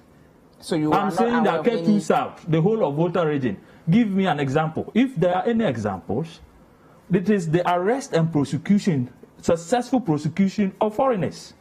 Or you are not aware at least that... There are some people who said that just because they spoke French, they were being accused of not being Ghanaians. Hold on, please. And they felt... I have a problem with this, your narrative. I'm asking you a question. I don't have a narrative. I'm saying that there are 26 people who have been taken through the court system. Okay? Currently, at least 4 of them have been convicted and sentenced. And I'm also the other 22 are still in the court process. In that region. Yes. So you are telling me that this doesn't matter? And I'm also where the people have actually accepted that yes, I'm a Togolese, I'm a Nigerian. The Ghanaians and who said I forcefully that they were targeted based on their ethnic background. Was that only in the Volta region? French. Is that, are you saying hold on, is that experiences? Is that only in the Volta region? An illusion? Hold on. No, I'm not obliged to answer your question because your question doesn't apply. It's a very simple question. It's not. You said they made it up. Did those the NDC, no. The NDC, have you seen a video of any violence in the Volta region? It's a simple question. Go ahead. And I'm saying that if you are talking about people talking about French and blah, blah, blah, it happened here in Accra. It happened up in the north. So it's not unique to the Volta region. You cannot put all of this on the Volta region as if Volta region is being targeted. So what you're saying is the experience is not unique to the Volta region. Basically refusing people to register because they say they don't think they are Ghanaians. You had the MPP also do the same. Okay, so both political parties did this. Why would you even do that? Please, if there's a protocol to follow, the law allows them to challenge. Yes, if they challenge, follow the right processes. It shouldn't lead to violence. Please, no. Which challenge has led to violence? We've had pockets of... No. Which challenge? Can you cite an example where the person challenged the nationality of the person and then the person got killed or got beaten? We heard reports of violence taking place. That is not the same as challenge leading to violence. Reported issues. I'm saying that if I challenge you under the law, I am right or have the right to challenge you. I put my evidence across. In the end, we are saying that about 37,000 people who have been challenged. They are going through the committee system. Processes. Yes. Now, those are the people are claiming were being asked which nationality or which language they speak to. And they follow and I'm the saying processes. that, look, if the person came and was using French or English as an excuse to not let you register, when you go to the committee, you guys unrated, you have your card, you register. So those are side issues. Please wrap up. They are not important. We do have to move on. For me, as a country, how do we stop these things from happening? And in 2012, when we were going through this process, the biometric registration, and I think that is where all of us should be pushing the EC to go. Okay. The EC agreed that they'll be doing continuous registration. And my question is, why up to now we are not doing it? Okay. What is stopping them from doing continuous registration? We have because to wrap up. if we were doing continuous registration at the district level, and it is biometric registration, automatically we do not need to be doing registration every 4 years or every 8 years. And spending all this money. Okay. So let's use the 100 and what million, this $60 million we had, if we put it at the district level and direct everyone who is 18 years and above to go and register, we will cut this off and stop wasting resources. Thank you very much, Richard. I'll give you just 1 minute to answer because we do have to move on to our final topic. I am not surprised at the posture and denial of my friend and colleague. Even the president himself had set the queue for them, because we all heard President Akufo-Addo tell us publicly that he had not seen any act of violence during the process of the restriction. But you have your right to allege, and he has his right to say he hasn't seen anything. I'm not even referring to him. Okay, you're talking about... I'm referring to the #1 citizen of this republic, the person they all take you from, that he has had the cause to look at us in the face and lie to us. How so? Because some people are saying that these acts of violence were just... Do you realize I also have the right to rebut The president told us that he had not seen any act of violence. He had not seen any person willing to register being denied. This was the president telling us. Speaking for all 16 regions in the country. Exactly. Yes. But so you and I know I don't know. That wasn't true. You. And that we have seen videos, both in social and traditional media, of people being prevented from going to register. But those are allegations that the Peace Council is asking to be investigated. So I'm not surprised if he's denying what we all saw. I'm not surprised. Please wrap up for when us. they talk about hate for votes, if it's not a crime for a party in government to use security agencies to prevent people from voter region from registering, how can it be a crime for we reporting same? You do the act, it's not a crime. We all saw it. But that people with even aware names who in the voter region was prevented from registering. My brother, take it easy, you have your 10. Who in the voter region was prevented from registering? Let me make his point, please. Yeah, but please asking your question to even Voterians who are living around the Banda area across now you move from voter region to Banda. Oh, listen, man. You have your 10. You have your 10. Please allow him make his point. Please, you have your 10. He's asking you to cite specific examples of people in the voter region who were stopped from registering. Go ahead. You want me to walk out and bring material evidence? Please go ahead. We do have to. We do have to. We also videos of even military men. And military were not just deported in the voter region alone. They were deported walking across into the the country. 12 regions has police the security deployed. For the benefit of our viewers, I would ask you to stop interfering. Am I going to get because you tell me we're going to the last topic unless I know I'm getting the best. Yes, but I do need you to we are moving to the next topic. Allow him flow because he did not interrupt you when you were speaking. That's good. Thank you. Please, you have 1 minute. I'm telling you that not just in the voter region, people with that descent across the country were frustrated, they were intimidated from registering. It's a matter of fact. And that if it is not a crime for you to use the security agencies to intimidate and to frustrate them from registering, how does it become a crime for we reporting same and yet you call it hate for votes? Thank you very much. Honorable Aziz. Thank you. We are not discussing that one right now. And she came out to tell the nation why she had to defend herself. So we are not going to go there. The final topic we're discussing, I'm not asking anyone to respond to anything right now because we have to look at our final You indicated to me I'll have the right to rebuttal, and I'm going to rebut. Yes. 1 minute. And now, if we're talking about, we need to move on. If we're talking about airways and Volta region, I'm saying that the whole of Volta region had just 90 security forces deployed during that period. Military or security? When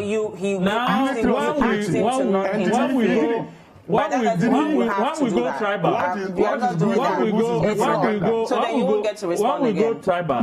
the defense minister, who is a Konkumba, when he put the list down of the deployment, they could count 250 security forces deployed to Konkumba areas. So he asked a simple question. On the basis of the numbers, 90 versus 250, are you telling me that me as a Konkumba, I'm against my own tribe because I have deployed 250 security men into Konkumba areas? It is because their outlining areas are largely border areas. And so if you had numbers, it largely if you are guarding the border, what business do you have at a registration center? Have you seen them at registration centers stopping anybody from registering? Have you seen anybody? They were in have you seen? They have told us that they saw people actually entering people's houses. You made allegations of they entering people's houses. We have some messages now. Thank you very much to both of you. I've allowed you go back and forth on this matter. It's time to listen to our viewers. Honorable Abdulaziz, I'm going to ask both of you to talk. We have some messages from our viewers. Kwame from Asali Buche. Good morning, Dziffa. Can we all hear from our viewers now? The African Continental Free Trade Area is good, but there's too much protectionism among. This is what Honorable Abdulaziz, Richard. This is what we are not going to do on this platform. We are not going to play the ethnic case. Honorable Abdulaziz Mohammed, we are not going to do that. I'm going to have to end the segment now because my guests are not willing to allow me to mention what you contributed to the show. Thank you so much for joining us. We will be right back.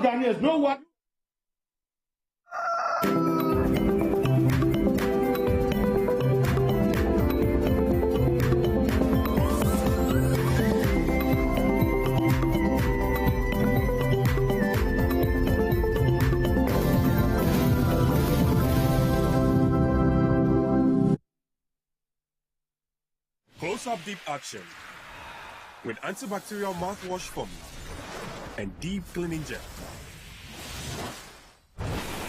Close-up deep action. Enjoy long-lasting fresh breath.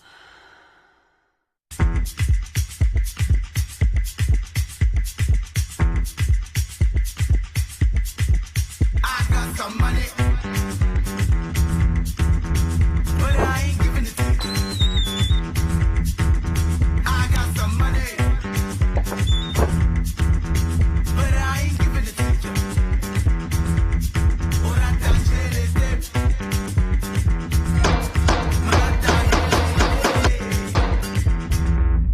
ora tachelete.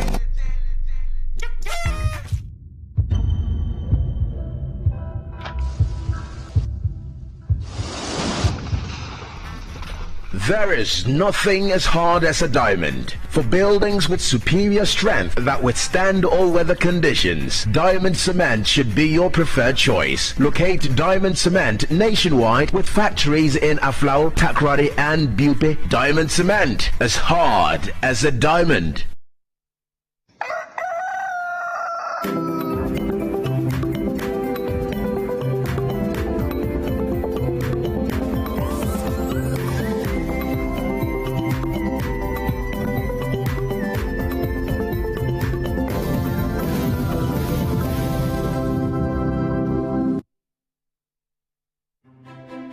Imagine if you can get all the understanding on some of the difficult subjects you struggle with in school. As a student, do you feel dissatisfied with how hard it is to figure out the subject you're learning? Or as a parent or guardian, do you worry that your child is struggling to understand some of the subjects in school? Well, now you don't need to sign up for extra lessons or tutors. Simply tune in to Class Act, Mondays to Thursdays at 5:30 p.m. on City TV. Class Act is a show that seeks to enable senior high school students gain a much better understanding of what they learn in school. All you need is a TV, a chair, your notebook, and your pen. Get clarity on subjects such as maths, English, IT, and science. Class Act airs every Monday to Thursday at 5:30 p.m. on City TV on DSTV channel 363 and GoTV channel 182. Don't forget your pens, pencils, and your notebooks and tune in to Class Act, only on City TV.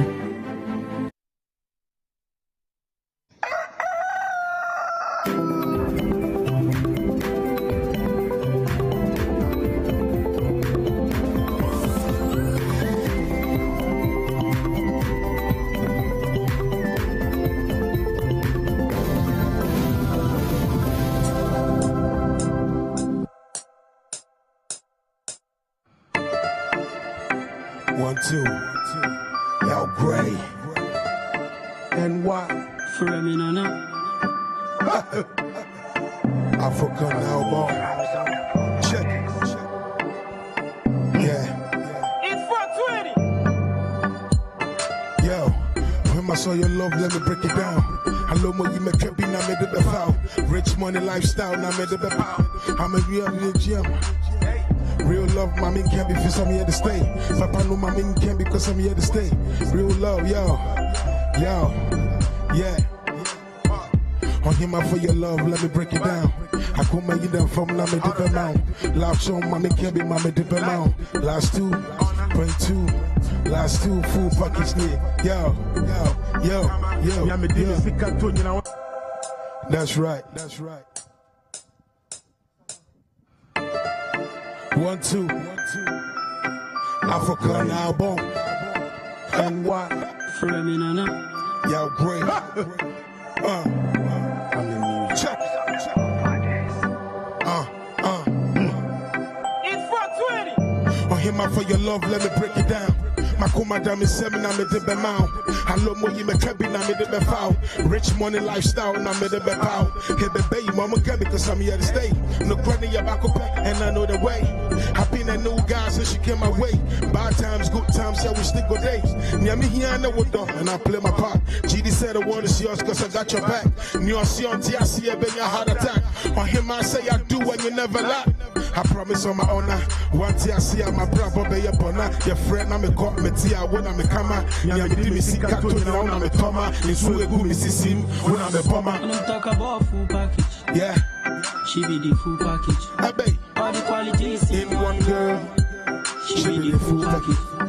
You know my tia free mu my car. I buy. Him I want fata. Hey. I'm proud. She's the right one. Till when Zach told me so I be the right man. She's about that life and she got a plan. Bad boy for life and she understand. I see how great me you feel what bear my pain. I time for better children so I'm to me body pop. What don't you can you be na makasatiko? What being do when him know what me shower pop. Me dream I won't come home me ya seen it off. Me there's a kumobi or there's a kumobi. What is that me took a dia lay you won't be won't turn no be a topi. We are my pebi. Me be what don't you papa my was yes yo.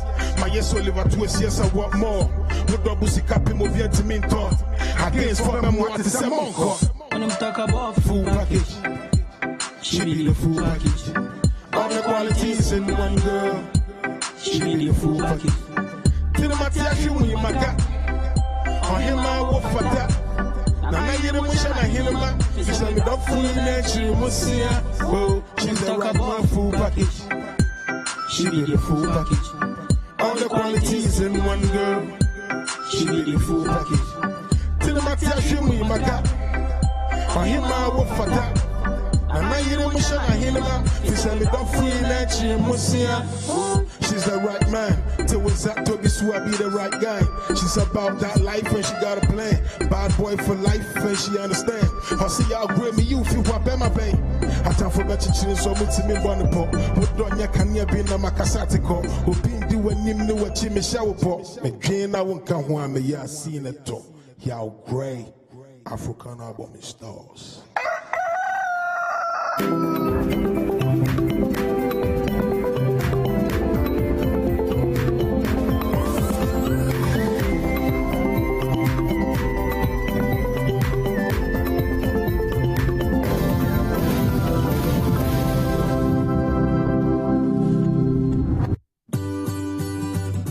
City TV is live on DSTV. Go to channel 363. On GoTV, access City TV on channel 182. On a digital TV, please press the menu button on the remote control and run a new search on your TV. Take note that without an antenna, you cannot access City TV on your television. City TV can be accessed on a free-to-air digital box like the GoTV and StarTimes box. City TV, it's your world.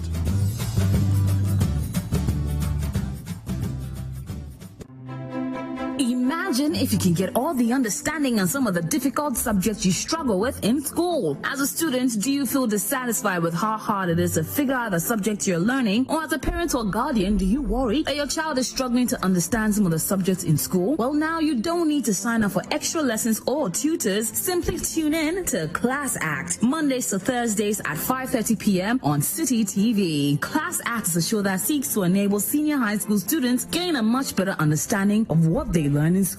All you need is a TV, a chair, your notebook, and your pen. Get clarity on subjects such as maths, English, IT, and science. Class Act airs every Monday to Thursday at 5:30 p.m. on City TV on DSTV channel 363 and GoTV channel 182. Don't forget your pens, pencils, and your notebooks and tune in to Class Act only on City TV.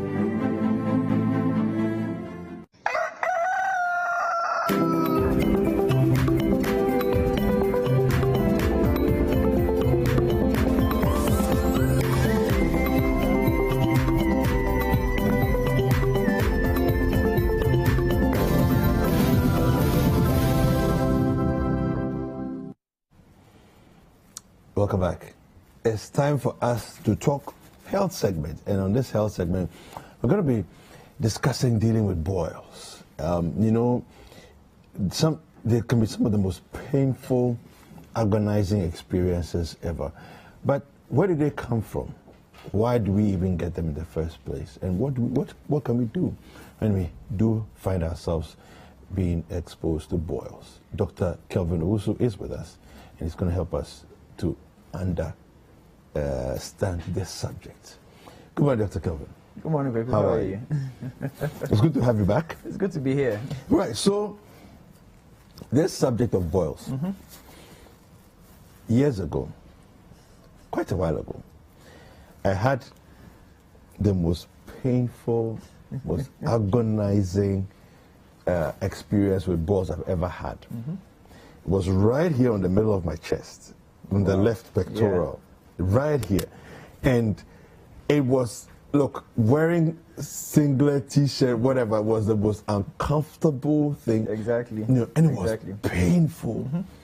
Where do boils come from?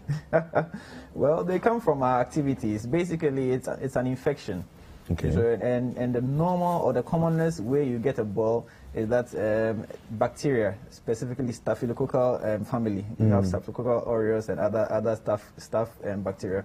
It tracks down a hair follicle. Okay. I mean, hair follicle is the hair. As you know, each hair, every hair unit is one unit and enters the skin through a pore. Okay. So this bacteria can track down that hair follicle, settle inside the follicle, and begin to multiply. Okay. And then it forms an abscess. So a ball is actually an abscess, a baby abscess. In English, they try to distinguish between ball and abscess, but medically they are the same. Yeah, the same. You know. And so yes, it becomes painful, like you rightly said, and it can be very, very, very very painful, depending on the location. If you have an abscess in your armpit, you can't even hang, you have to literally hang your arm. I've had one there. of those too before. And if you have a ball in your groin, again, walking becomes quite tedious. So I mean, I'm just trying to share that balls can happen anywhere in the body, outside and inside. You know, in fact, one said you can't actually have an operation just to go and try and drain an abscess. You know, so yes, it can. Even though we don't respect balls because we see them all the time. You know, in fact,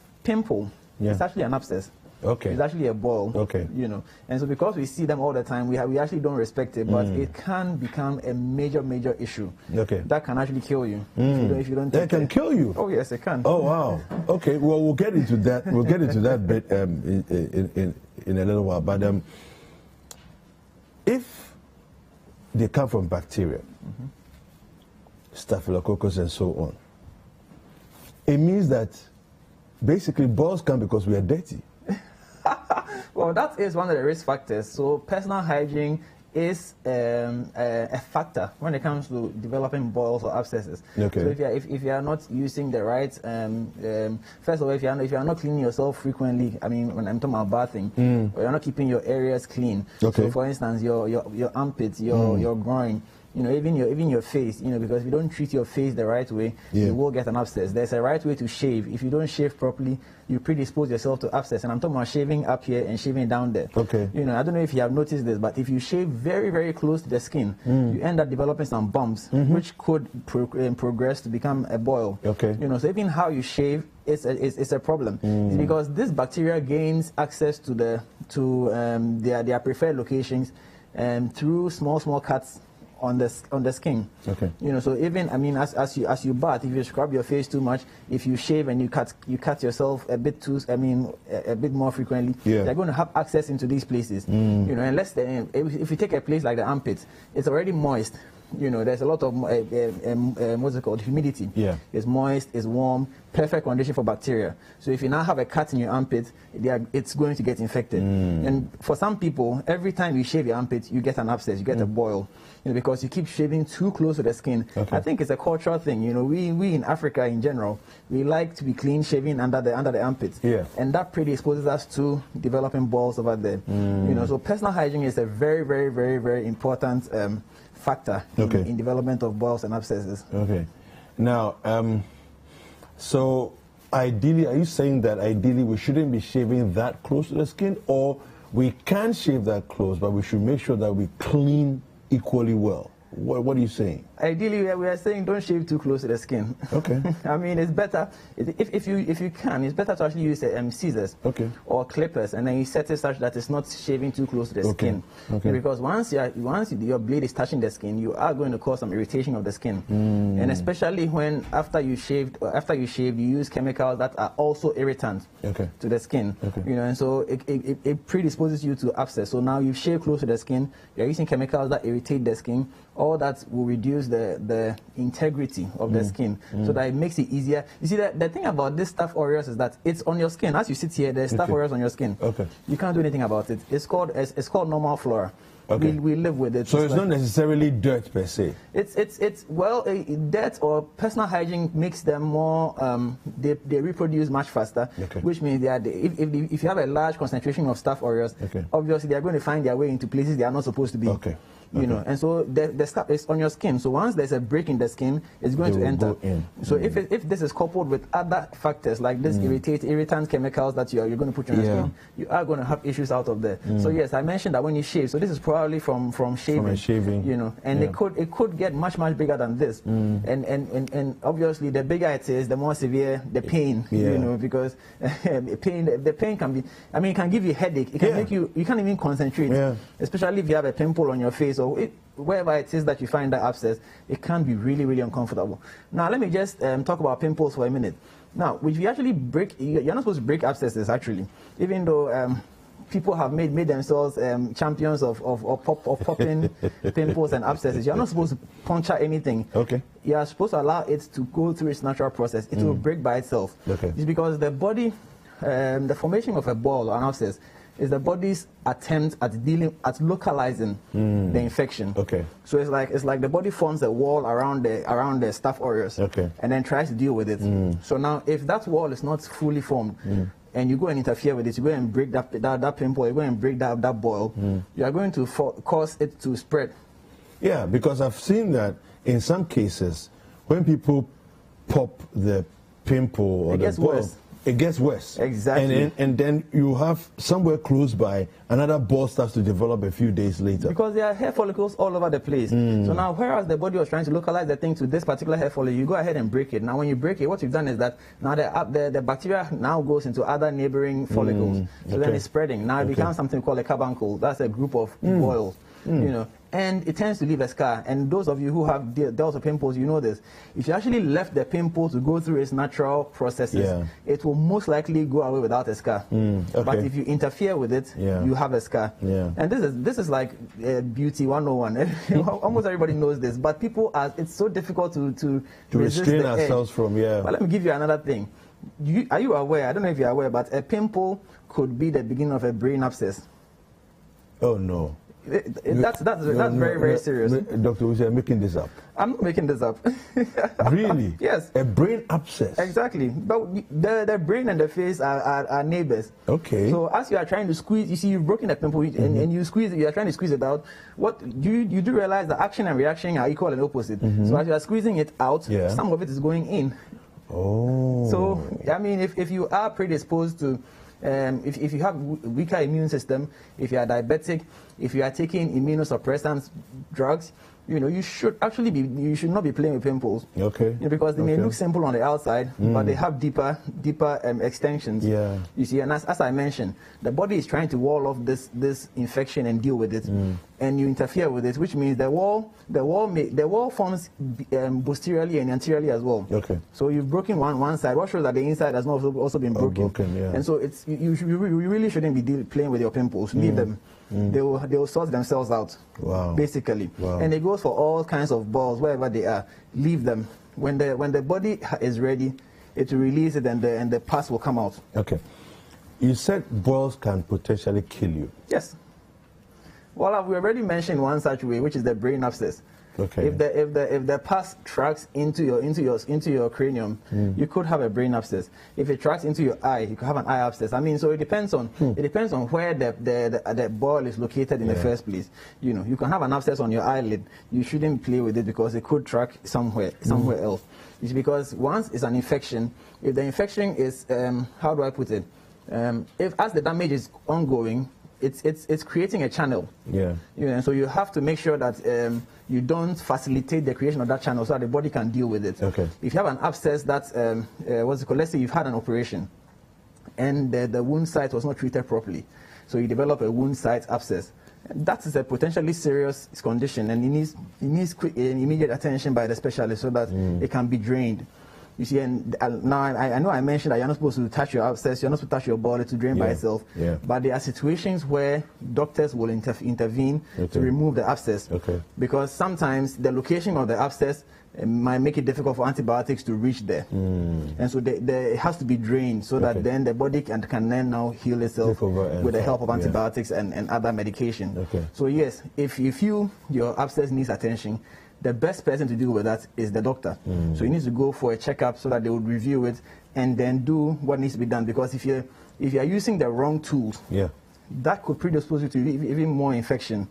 Okay. Because if the item you're using to puncture that abscess is not sterile, you could introduce more bacteria and a different kind of bacteria. Yeah. Okay. Because at least the staph aureus, because it's on your body, your body kind of knows how to deal with it. Okay. But now you're bringing something foreign. You're going to a needle, a toothpick, whatever. You poke that boil. We don't know where the toothpick has been. We don't know where that needle has been. And then you put it inside the abscess. You could introduce a different germ, and then now you have major issues. You see, so it's something that may, even though it's common and people know about it, it can be devastating. It really. So just quickly touch on medications, routes for taking care of boils. So most boils will not require medication, maybe apart from pain medication, because they tend to be painful. So most boils will go away by themselves, as you need to go through the processes and then eventually open up and let the pus come out without any form of medication. That's the most common we find. I mean, most people's pimples, you don't need to do anything, it will go away by itself. But when it becomes severe, or when it becomes more often in terms of frequency, then you may need to visit the hospital for a checkup. And one common thing that results in frequent boils is diabetes. Okay. In fact, for a lot of people, the only way they realize that they are diabetic is that they notice that they are getting a lot of boils. Okay. You know, so almost every couple of weeks there's a boil. Every couple of days there's another boil. So then you go to hospital, and one of the first screening that will be done is a diabetes screen. Okay. And once you are diabetic, if we don't get the sugar under control, your problem will not go away. So even if we give you antibiotics, the boils will still keep coming back because sugar reduces your immunity. Okay. Same for people who are taking immunosuppressive therapy. They also need frequent examination to make sure that they don't have these boils. If they do have them, they need to be treated more aggressively. Okay. So, but for the most people, no need for treatment. If there is a need for treatment, it will be antibiotics. But here again, we have to be careful. So it's not all antibiotics are antibiotics, in the sense that every bacteria responds to a different kind of antibiotic. Okay. So you can't just walk into pharmacy and be buying. Give me antibiotics. Exactly. Give me amoxicillin. Yeah. It doesn't work like that. Okay. And if we keep doing this, we're going to have resistant strains of our usual bacteria, which then means we need to use more expensive antibacterials. Yeah. And so it's important that we go to the right source, get the right information, and then get the right medication, so that it will actually reduce our cost. Very important. Super. Where do people find you? Well, you can find me on Facebook and Instagram at Kelvin Owusu MD. Okay, super. We've been talking to Dr. Kelvin Owusu, who is the Medical Director for Optimal Care Diagnostics. It's been an interesting conversation. I'm sure we'll delve deeper into other ramifications later. But don't go anywhere. Our friends from Fire Bamboo are joining us. But before we do that, let's take a look at our entertainment highlights.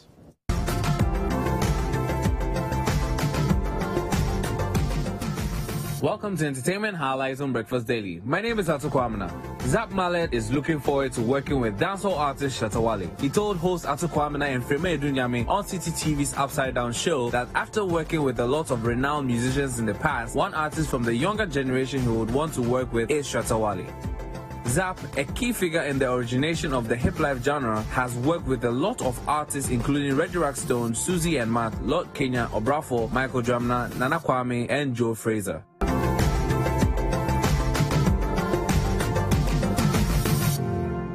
Ghanaian rapper Saiko and his record label, Success Music, have issued a statement regarding the challenges that came with logging onto seek.com to watch his virtual concert last weekend. He said that the numbers that visited the sites were so high that the website crashed.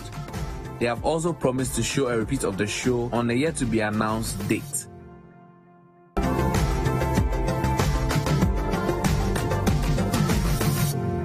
A rare copy of Ed Sheeran's first demo album is being auctioned. The 29-year-old singer, who is now one of the world's biggest pop acts, recorded Spinning Man in 2004 at the age of 13 after experiencing his first heartbreak.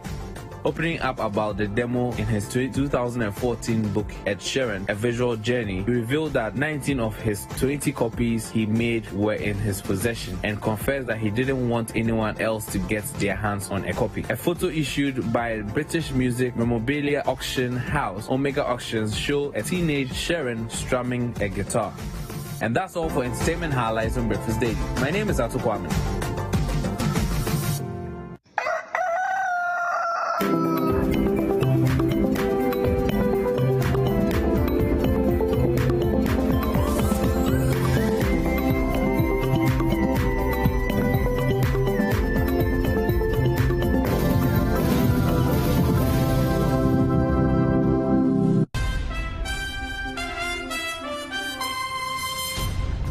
Comprehensive news. The City Newsroom at 8 p.m. on City TV is your most engaging news bulletin on TV. It's a very oh, that's too bad. The youth are still throwing stones. They are still throwing stones here into our direction. And can I come in? I want to come in. Okay. Telling your stories better with correspondence covering every corner of the country. Getting access to potable water is a daily struggle for residents of Kakichekopi and Balekopi communities in the Ada East district of the Greater Accra region. City Newsroom at 8 p.m. Very fluent with issues that concern you. This inquiry may come from Mr. Rabbi. Someone is here. Told you kind of a 1 week. What do you say? Is it unfair? What all this? What all this? We are dying! We are dying! We are dying for Choco! With City Newsroom, your community is now connected. In this our community, all of us we are very sorry of this school. If we went to see the children, they are so small. Even my grandchildren are there. My grandsons are there. If they come out from the school, I have this. Every day at 8 p.m., City Newsroom is live on City TV.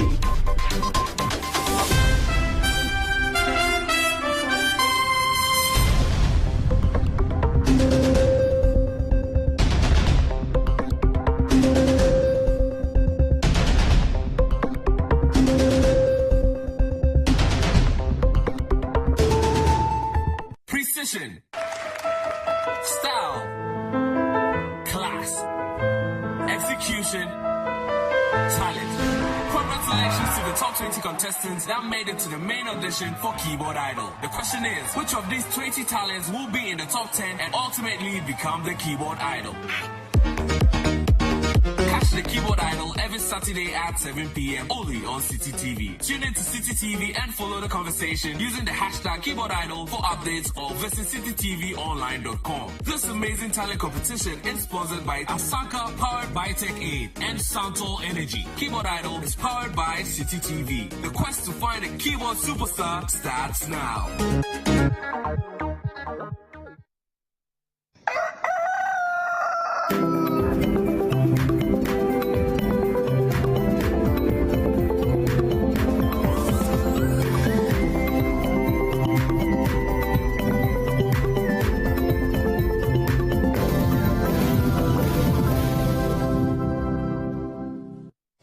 Welcome back. It is Breakfast Daily on CCTV. Now it is time for my personal favorite conversation on this show. It is Firebambo, and we're talking all things fisheries. Today we'll be looking at what kinds of policies our folks in the fisheries sector would want politicians to make in their manifesto. For years we've been dealing with Saiko. Each year we lose millions of dollars to Saiko. Our local artisanal fishers are struggling because they have to, unconsciously, indirectly participate in this illegality, because the same people who are stealing their fishes from them are the same people selling it back to them. So now that politicians will be coming into their neighborhoods, what kinds of things will they expect them to do come next year? If you have any questions or contributions to the conversation, let us know. The hashtag is Breakfast Daily, and the WhatsApp line is 0550585832. If you're outside Ghana, you would still like to contribute to the conversation, please use the country code +233. And of course, this conversation has been made possible by the European Union in collaboration with CARE International and Friends of the Nation, as well as Oxfam. I have been joined by Nakweja, who's an executive member of the Ghana National Canoe Fishermen Council. Good morning. Good morning. How are you? I'm doing fine by God's grace. Thank you so much for being with us. Now, before we even get into the expectations, you've been telling me that you guys have been protesting for the past week. Why? Yeah, thank you, and good morning to your viewers as well. In the 2020 budget, government stated in paragraph 718 that Saiko will be stopped. Yeah. And we are in bumper season, that is July, August, September. You go to our landing beaches and fishers are not making catch. And we feel that as scientists warned in 2017, that if nothing is done, nothing drastic is done, then 2020, our small pelagic could collapse. We feel that that is what we are experiencing. So we'll have to now call on government to stop the cycle, as it was said in the budget. So across the 4 regions, Volta, Greater Accra, Central, and then the Western region, fishers have been protesting since last Wednesday. Today marks the end, and we are expecting His Excellency the President and the government to hear the call of artisanal fishers and stop Saiko. For our viewers who are hearing of Saiko for the first time, can you explain to us exactly what it is and how it's stealing money from all of us? Yeah, good. Now, Ghana's fisheries sector is regulated and not open access. So within 6 nautical miles or 30-meter depth is reserved for artisanal fishers only, although artisanal fishers can go beyond that. Industrial trawlers cannot come and fish within that 6 nautical mile or 30-meter depth zone. We refer to this place as the inshore exclusive zone. Okay. There are certain types of fish that are found within this area. That is what we call the small pelagic. And we refer to it as the people's fish, because that is what is much consumed by lower and middle income people. So we refer to it as the people's fish. We have a situation where these industrial trawlers who have not been licensed to catch these kinds of fish come into the inshore exclusive zone and harvest these fishes, which are actually meant for artisanal fishers. So they harvest them, send it up there, freeze them into pallets or blocks of fish, and they sell to their agent who land them at the fishing communities and sell it to the fishing communities for huge profits, while the artisanal fishers make no catch. So that is the problem that artisanal fishers are going through now. This is what we refer to as the cycle. So it's like catching what is meant for artisanal fishers, freezing them, and now selling it back to them as your catch. Meanwhile, the license that were given to these industrial trawlers does not permit them to catch these kinds of fish. So they are stealing from us in broad daylight and selling it what they are stealing from us back to us. And this is what is actually driving the collapse of Ghana's fisheries, because it is a severely destructive form of IEU. Because 1, it takes these small pelagics. 2, it takes juvenile fish. So a study by University of Cape Coast has revealed that if we take a block or a slab of fish, over 90% are juvenile fish. Now, if you are catching juvenile fish in such quantity, then you are, depleting the stock. Then the resource do not have the potential to even rebuild. And that raises serious concern. Because 1, it is a threat to food security. It is a threat to nutrition. Because these kinds of fish provide fish protein. Yeah. So if you are destroying such livelihood, then it is a threat. Again, it is a threat to job and income security, because artisanal fishers, culturally we are fishers. Yeah. And there's nothing we can do.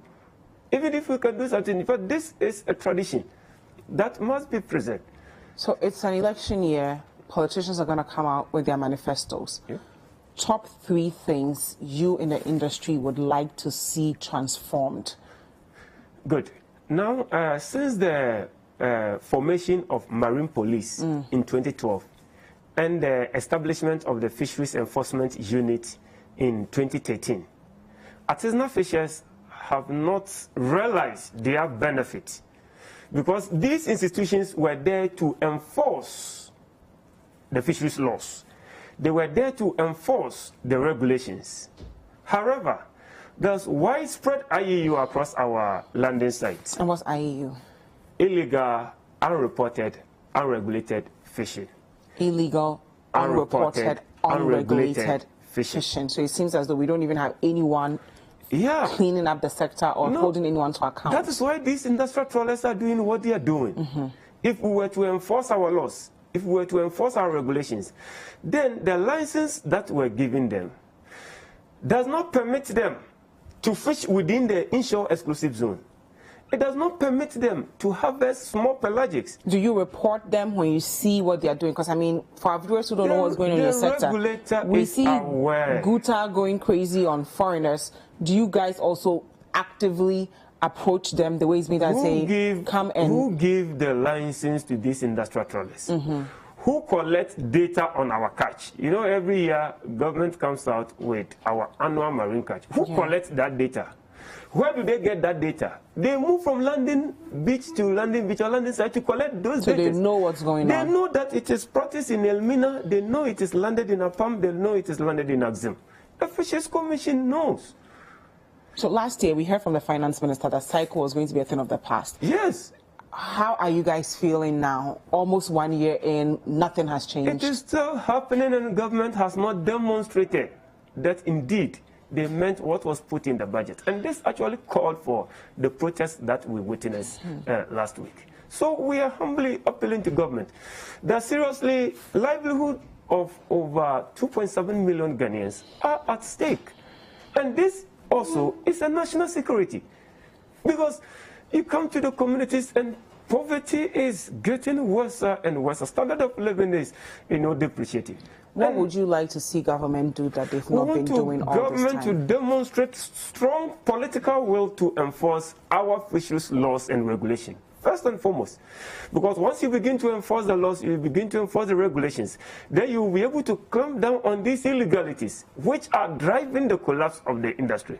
So any serious political party who want to appeal to fishers must first demonstrate that indeed the fisheries laws and regulations that govern our marine fisheries will be enforced.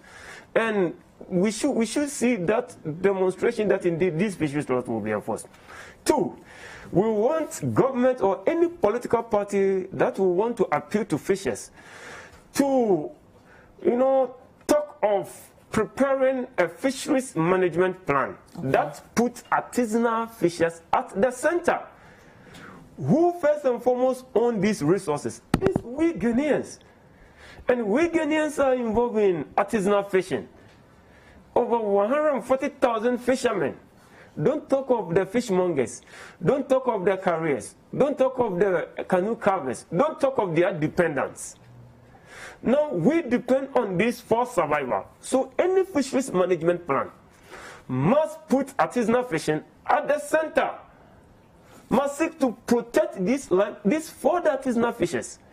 Must seek to protect our fisheries in the interest of artisanal fishers. We cannot have a plan that seeks to protect foreign vessels from fishing, exploiting, whilst artisanal fishers wallow in poverty and hardship. That cannot be the order.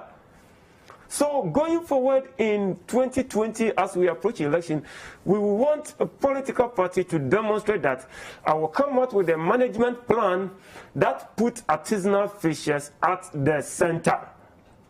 And that will mean that you really care for artisanal fishers. Three, many landing beaches have challenges with proper landing sites. And we want political parties to take note of that. That it is about time landing fishing communities get proper landing sites across, not this sporadic, this selective kind of things. We should be serious with this. That if you are going to, you are going for any infrastructure, investment in infrastructure, landing site must also be a top priority to, improve the standard of living of fishing communities. It is again about time that we look at how we can regulate our artisanal fisheries in such a way that the fishermen will not end up becoming a poorest of poorest person when the strength weight to go for fishing. I know previously this issue about pension for fishermen has been discussed, and some consensus were built towards implementing something like that. We think the time is now that political parties should take interest in that, that we can look on whilst the fishermen end up becoming poorer and poorer at the end of the day. I think if government attends to, or political parties consider these things, it will be appealing to fishers. What would our collective future look like, and not just within the fisheries sector, but as a nation, if we continue to neglect the sector the way we've been doing? Yeah, if we continue to neglect, as we are doing, then as I said earlier on, we are putting the livelihoods of over 2.7 million Ghanaians in jeopardy because these people depend on artisanal fisheries for survival. It is a threat to job, it is a threat to income, and once job and income is threatened, then it reduces the income, the income of the ordinary citizens. And when the people become poorer and poorer, you can talk of social vices. Then people are unable to even contribute to national development. People cannot care for the environment. We do not even have the moral right to even talk or talk to the fisherman not to do something which is wrong. Because if we can look on for industrial trawlers to destroy the livelihoods of these fishermen, what moral right again have we to tell the ordinary fisherman who is going with monofilament in it? Do you think we are afraid or intimidated by these industrial trawlers? The political will is not there. The political will is not there. That one, you will have to engage them. You will have to. But for you on the ground, I'm sure you see your colleagues in other parts of the world, where perhaps their governments are even subsidizing them to be competitive. How do you feel when you see other fisher folks in other countries thriving and you're still struggling? We feel disappointed in people who have been placed in charge of our fisheries. We feel highly disappointed. Because if you are in charge of such a resource, now you take the last 3 years, the budget statement.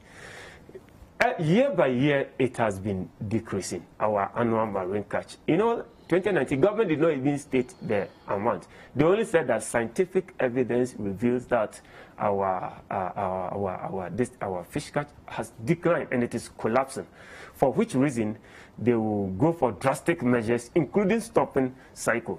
So if we look at what is happening, it is total disappointment. We feel disappointed that people have been placed in charge of this resource. They are continually calling themselves the bosses and those kind of things. But it is collapsing. The resource is getting depleted.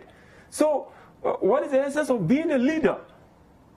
When our marine fisheries is collapsing and people's lives are becoming worse off, it should be of concern to whoever calls him or herself a leader. So we feel disappointed. And we feel that government should boldly hear the call of artisanal fishers and address these things. The IEU is widespread, but there are evidences to show that this cycle, which is being practiced now, is what is driving the industry to a collapse. What then do? We urgently stop this. Then fishers can now sit down and look at those minor things that also do not help the industry. Then we resolve it. Fishers should have that hope that indeed the regulator, the government cares about the industry. And until this is stopped, all management plans are unproductive. We have been talking about close season, and I keep on saying that, look, in the face of cycle, close season is nothing. It's wastage.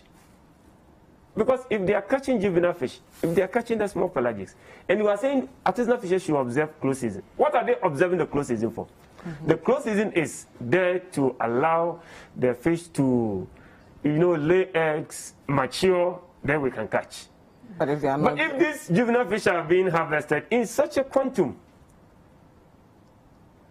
with that disregard for our laws, then why are artisanal fishers observing close season? So it is important government demonstrate, leadership in this sector. Put a stop to this cycle, and let's sit down and talk about other things that can help improve Ghana's marine fisheries. What's the potential of the sector from your estimation? Because every time you guys come over, we talk about fire bamboo, I'm always thinking of what happened to the poultry sector, where now we import substandard chicken into the country for prices that even wherever the chicken is coming from, people won't pay that price for that low grade of chicken. What will be the price we'll pay as a nation if we no longer have fishes in our water bodies and we have to rely on importing fish from other countries to survive? Yeah, in the 2020 budget, government said that if drastic measures are not taken, then Ghana will be a net exporter of fish in 2025. This is what was said in the the opening statement of the 2020 budget under the Fisheries and Aquaculture. That is what government says. So government acknowledges the fact that we are in crisis. We feel we are in emergency. We feel we are in emergency. Now, if we are going to import fish, as government has said in the 20 budget, let's look at the other implications that it has on the ordinary fisher in these fishing communities. In the last 10 years, income of these fishers has reduced by around 15%. Okay, and it keeps on declining.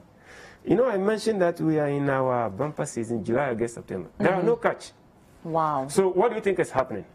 Canoe owners, geo owners are running into loss. They are incurring huge debt. You just go to the fishing communities. So it's not just the fishers who have to deal with the fishers. Everyone on the entire supply chain is currently struggling. Everybody. In fishing communities, even going to school depends on sales of fish. Sales of fish. Because your parents will need money to support you. Attending to hospitals, clinics, or whatever depends on fish catch. Going to church depends on fish catch. Our entire life rests on this. So once we experience what we are experiencing, then we are on time bomb. Do you feel as though, successive governments have been paying lip service to fixing the sector? And, before we even get to the Saiko bit, what are some, grassroots changes you would like to see so that that, okay, at least we are making progress in some of these areas? Yeah, I said that in 2012, the Marine Police was formed. Yeah. In 2013, the Fisheries Enforcement Unit was established, all for the purpose of boosting enforcement. Because we have a regulated fisheries regime. Once you lose guard in enforcing the law, there is that tendency for people to do what is wrong. And that will drive the industry down. Because you're in a state of anarchy. Nobody's holding you accountable for anything. So these institutions were brought in to help enforce the fisheries laws. But here we are, these institutions are not resourced to do what is expected of them. So why were these institutions formed? If we cannot cause them to do what for which they were established. So that is important. This Saiko thing has existed for a very long time across several governments.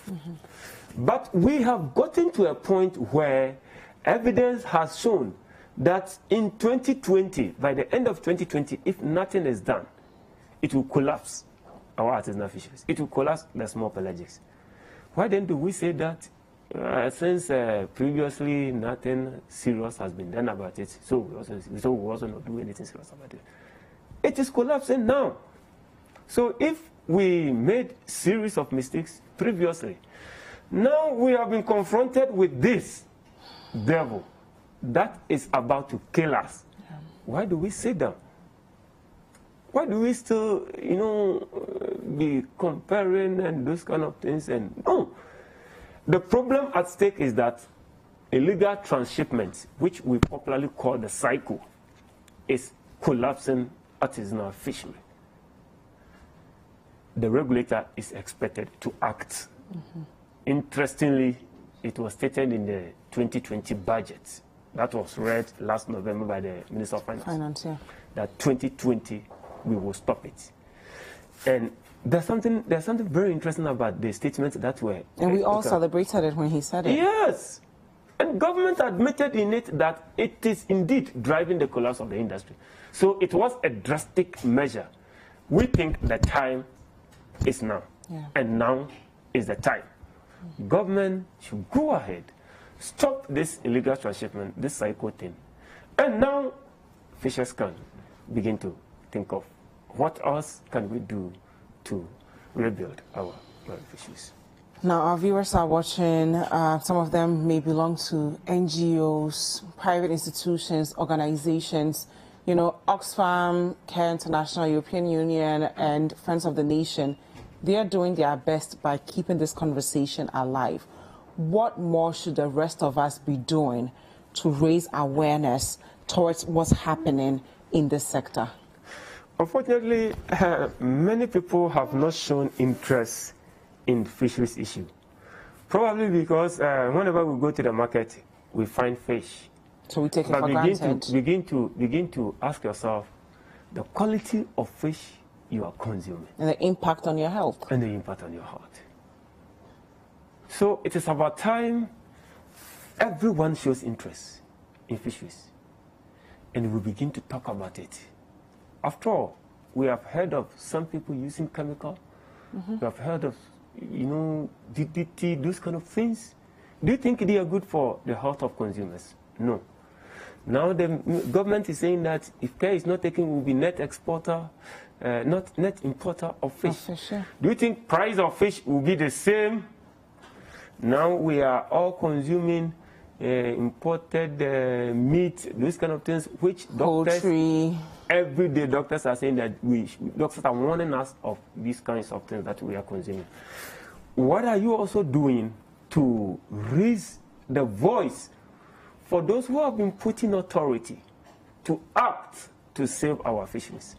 So I will humbly appeal to all citizens, wherever, you know, you ask the commercial drivers, if there are fish catch, they also make money.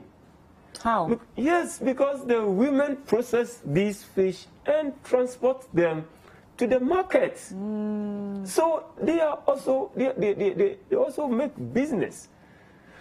You know, the assemblies, they collect toll. When you go to the market, they ticket and those kind of things. It is revenue to the government as well.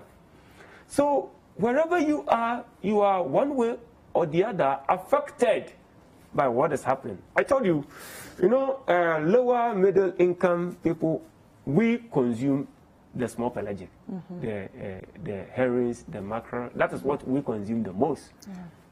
This fish is what is under threat. So wherever you are affected. Other than that, malnutrition among children in these coastal communities and even in the cities. Kwashiorkor might even come back. Yes, because they're not getting, you know, fish protein. So wherever you are affected by what is happening in our fisheries. For which reason, you need to add your voice. And the message is, stop Saiko now. Are there stories you've heard from some of your colleagues that you can share with us on the economic impact this whole lackadaisical attitude we've had towards the sector has brought upon them? Yeah, that one, you know, teenage pregnancy, drug abuse, go to the fishing communities. It's on the rise because parents are losing, you know, that power to control these children because you are unable to provide for them. There's free SHS, but we still have young boys and girls who are not going to school. Who are not going to school because even these small things that parents should support these children to go, they are unable. Go to where these fishermen and fish processors sleep. Accommodation issue is a problem. You know, they can't have decent homes to live. I think the minimum decent home to live, they can't afford it. Food consumption, you know, it's an issue. So widespread hardship in our fishing communities. And the earlier government act, the better. The earlier government act, the better. Let's save artisanal fisheries. And it will do all of us good. It will make our nation healthy because over 2.7 million people depend on fisheries. So you can talk of 10% of the population.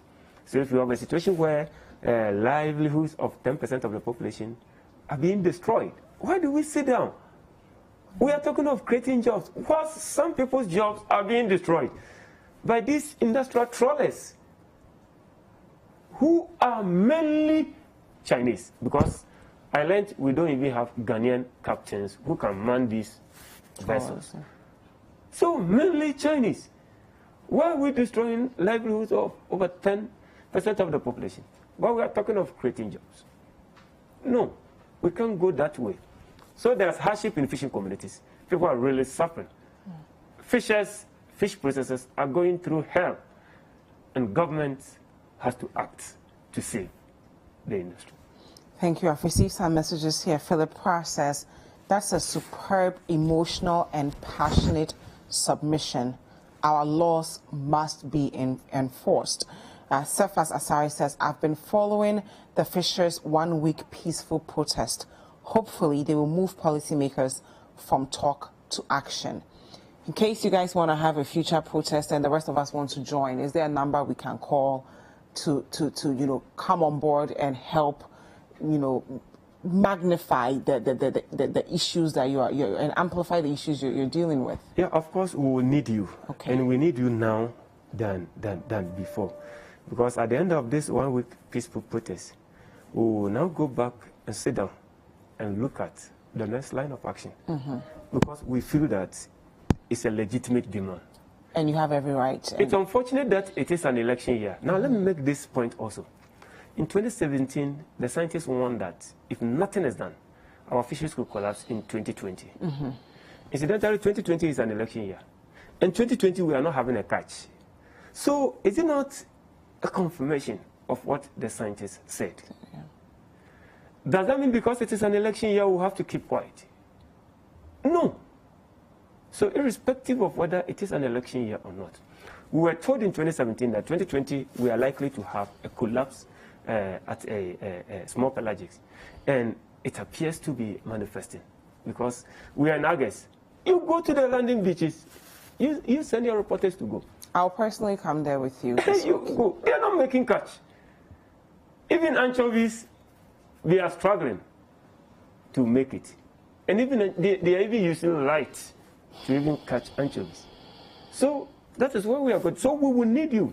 And I think Ghana National Canoe Fishermen Council as the body that oversees artisanal fisheries is available. Okay, is there a number that we can call? Yes, please share with us. Call. Okay, then you can call 0246909643. 0246909643. Yeah, and we'll pick it up there. And whatever moves that we want to make to liaise with you so that you let the general public know. Because we need the general public on our side to demand for this. It is a collective responsibility. Definitely. Because it affects me. And affects all of us. It affects all of us. Thank you very much, Nana Kweja. He is the executive member of the Ghana National Canoe Fishermen Council. This is Fari Bambo and it's been made possible through the help of the European Union, Care International, Oxfam, as well as Friends of the Nation. Don't go anywhere. We'll be right back.